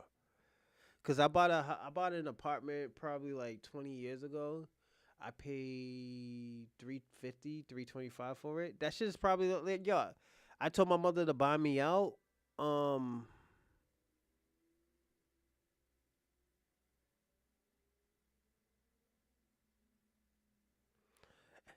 Arabs is Pan Africans too, because he's African. You know. This is what. Oh, before I said that, yeah, my shit went up like 4 or 5. That shit's like $400,000 more. So that shit's probably almost close to $1 million. My shit ain't like 1.2 like yours, but my shit is close to $1 million. I told my mother to buy me out because my mother got married and I didn't want to fuck with that shit. Can sell right now 1.8 Jews knocked on my door. Yeah, they're trying to get everybody out of New York. They're trying to make it a corporation instead of a state. They're trying to do that to Massachusetts too, but they can't because niggas keep on killing niggas. Niggas keep on killing these people in Massachusetts. Then you got a fucking homeless shelter in Boston. You can't do that shit in Boston. If you're trying to make a corporation and stuff, you can't have a fucking homeless shelter there. And they can't move it because there's a hospital there. So they fucked up already. So white people are weird, man. They don't know really business. They're not really good Too. We have businessmen. the Nubian, and the Nubian is horrible. We have the black there too, and we don't like them, and we don't like you neither. And So you what do come to you my have going? shop, What now? Slow you down. come to Slow my down. shop, you Slow ask for down. free. Okay, slow down. So I don't believe you're from Egypt. You're not from Egypt, sir. You're from like Iran or Iraq somewhere. You come to You're my from shop, Iran. you ask for free. James, you're a veteran and household chef and student. You're an Ander. National University supports the whole you. I tell you no. You don't have a shop, sir. You don't have a shop, sir. You have a bootleg camel hoof business where you put camel shoes on camel hooves, sir. You don't have a shop. That's not a legitimate business, sir. I want to All talk right. about this FBA phenomenon. I have. Well, you got to get your phone together, sir. Now tell the truth. You're from Iraq somewhere. You're not from Egypt. I don't believe you're from Egypt, sir. You're a refugee from some war-torn nation. Facts. All right. Let's just keep it I a buck. might You're be a some. refugee, but I have Yeah. more class than thee. No, you don't. You don't, sir. You are a refugee and you Hey, have to Tariq. flee. I, Yeah. Yeah. Well, He mad I because he do couldn't not play the lay same when he's down young, with man. dogs, so I have enough fleas oh, like you. yeah, you do, sir. You flee. You have to flee your homeland in your dirty little musty flip flops, sir. And that's why you're You will be resentful, my right? slave in Egypt. You would be my slave, See how he talks about you Sir, Black infidel. sir, Americans? sir. This shit is You would just crazy. be a musty handyman over there. That's all you are. I want You're to talk musty. about your FBA claim to this. What do you call? How you say? how you say reparations. Okay, I do not believe in this See reparations. that? The claim We didn't you even bring have that no shit out. And you don't believe in deodorant either. So what Oh else is shit, new? that's There's a fucked lot of up. things you don't believe in, sir. You You don't got me believe in off bathing guard. regularly. listen. You Right. are not You going to get the reparations, and we are, sir. And why are you so triggered by our reparations with your because little fleeing self? there's a real Because reason you will. you don't want us to get reparations because you want some of those refugee dollars. You want some of our tax dollars in refugee funds, and that's not going to keep happening, sir. We're not going to keep funding Infidel, do not refugees. mute my mic again. I am, sir. I will mute your mic and I will poison your camel, so you won't have no way to get home, sir. You just be stuck. So I will calm rape down. and pillage your village, infidel. No, no, no, no. You don't have enough penis for that, sir. Sir, Yo, that's this not nigga's going to wildin'. work, sir, because you'd get beat up by one of the women. You're frail How and can weak. Okay? You would get beat the hell up. Our women don't let you beat on them like they do in your how can you homeland. get a No, reparations if you the FBA sisters will whoop your ass and beat your turban off your head. That's what I love about our sisters. They ain't gonna let no musty ass tether I have an sexually educated assault them. No, you don't, sir. Hey yo, yo, I got you. I got a question for everybody. Do y'all like BBWs?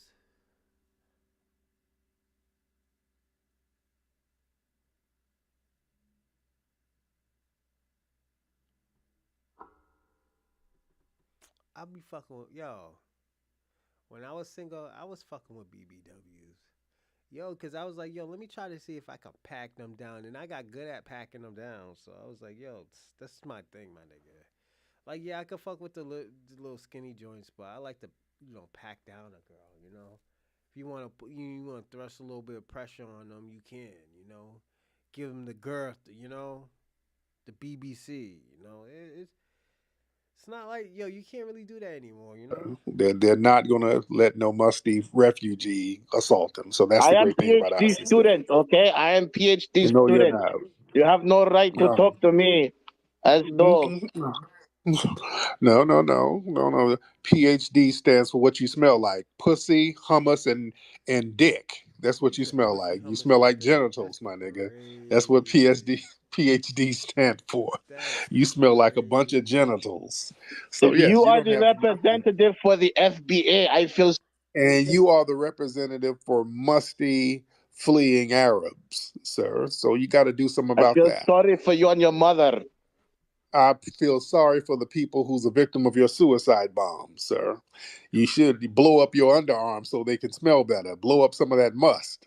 That's what you need to I do have an instead of blowing up. educated question to ask you. No, Tariq, you don't, Tariq, sir. Tariq, No. listen. I want to know, how do you expect to get the reparations if you're still in slavery? You are. No, we're fine. You're the one who's a refugee, not us. You're the one who had to flee your homeland, and you're over here because of us, sir. So you need to be thanking us. If it No weren't one for can us, get. if it were not for us, you'd still be in the Middle East eating camel hump soup, sir. So you should thank No one Eating us. can camel get hump the That soup. reparations if yes, we are. You're not going to get anything from your homeland because you fled from you're it, still sir. in You bondage. failed. You failed your homeland, sir. You're a refugee. That's bondage within How are itself, you sir. going to make America pay if you are still in bondage? Oh, sir, we're fine, sir. We're fine as foundational Black Americans. What we're not going to do is flee. That's how we're going to make things happen by not fleeing, sir, like you. If you All read right. history, if you read the Bible, if you read the Quran, Israel had to leave Egypt. Okay, yeah, your phone went out, sir. So I'm not getting advice from somebody who had to flee 10,000 miles just to work at 7-Eleven. I'm just not going to get advice from you. You're not going to give us advice that's going to work for us, sir. That's the You are epitome in of bondage. failure. You'll never get. Sir, you are in a 7-Eleven fixing a Slurpee machine trying to tell me that we're in bondage, sir. You had to flee your own homeland to drive Uber and make Slurpees.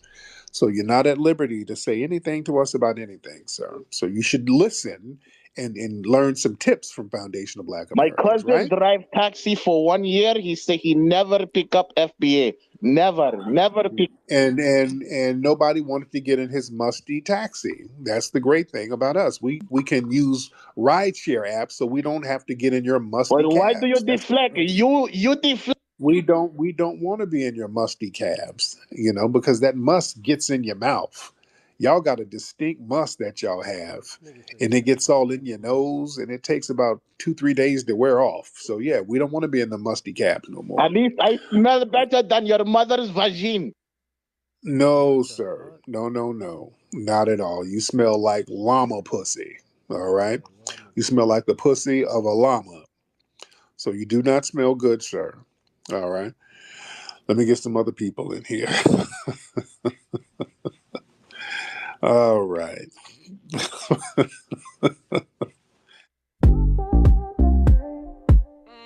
Nigga said you smell like llama pussy. Yo, y'all niggas be wildin'. But I'm gonna land here though. We actually did 3 hours. I'm gonna say this. Damn, we didn't really even jump into like Poetic Flakko and Brandon. We talked about all of them and stuff like that. I didn't even play a video. We got caught off guard. But yo, we actually had a great show. I do want to appreciate. Shout out to Kwame. Shout out to hold up. Born King 1984. Shout out to You Can't See Me Cena. Shout out to Never Give Up Ness. Like shout out to all of y'all. I appreciate all y'all input. We talk about, FBA, immigrants, somewhat tethers. But yo, like I said, my platform is getting big now because of y'all, and I appreciate y'all again. But I will see you probably tomorrow night or Monday morning. And I want y'all to join the rest of y'all weekend and watch the UFC. UFC's fighting right now. Bilal should be fighting soon. But y'all have a great night, and I'll see y'all tomorrow because I gotta go to bed.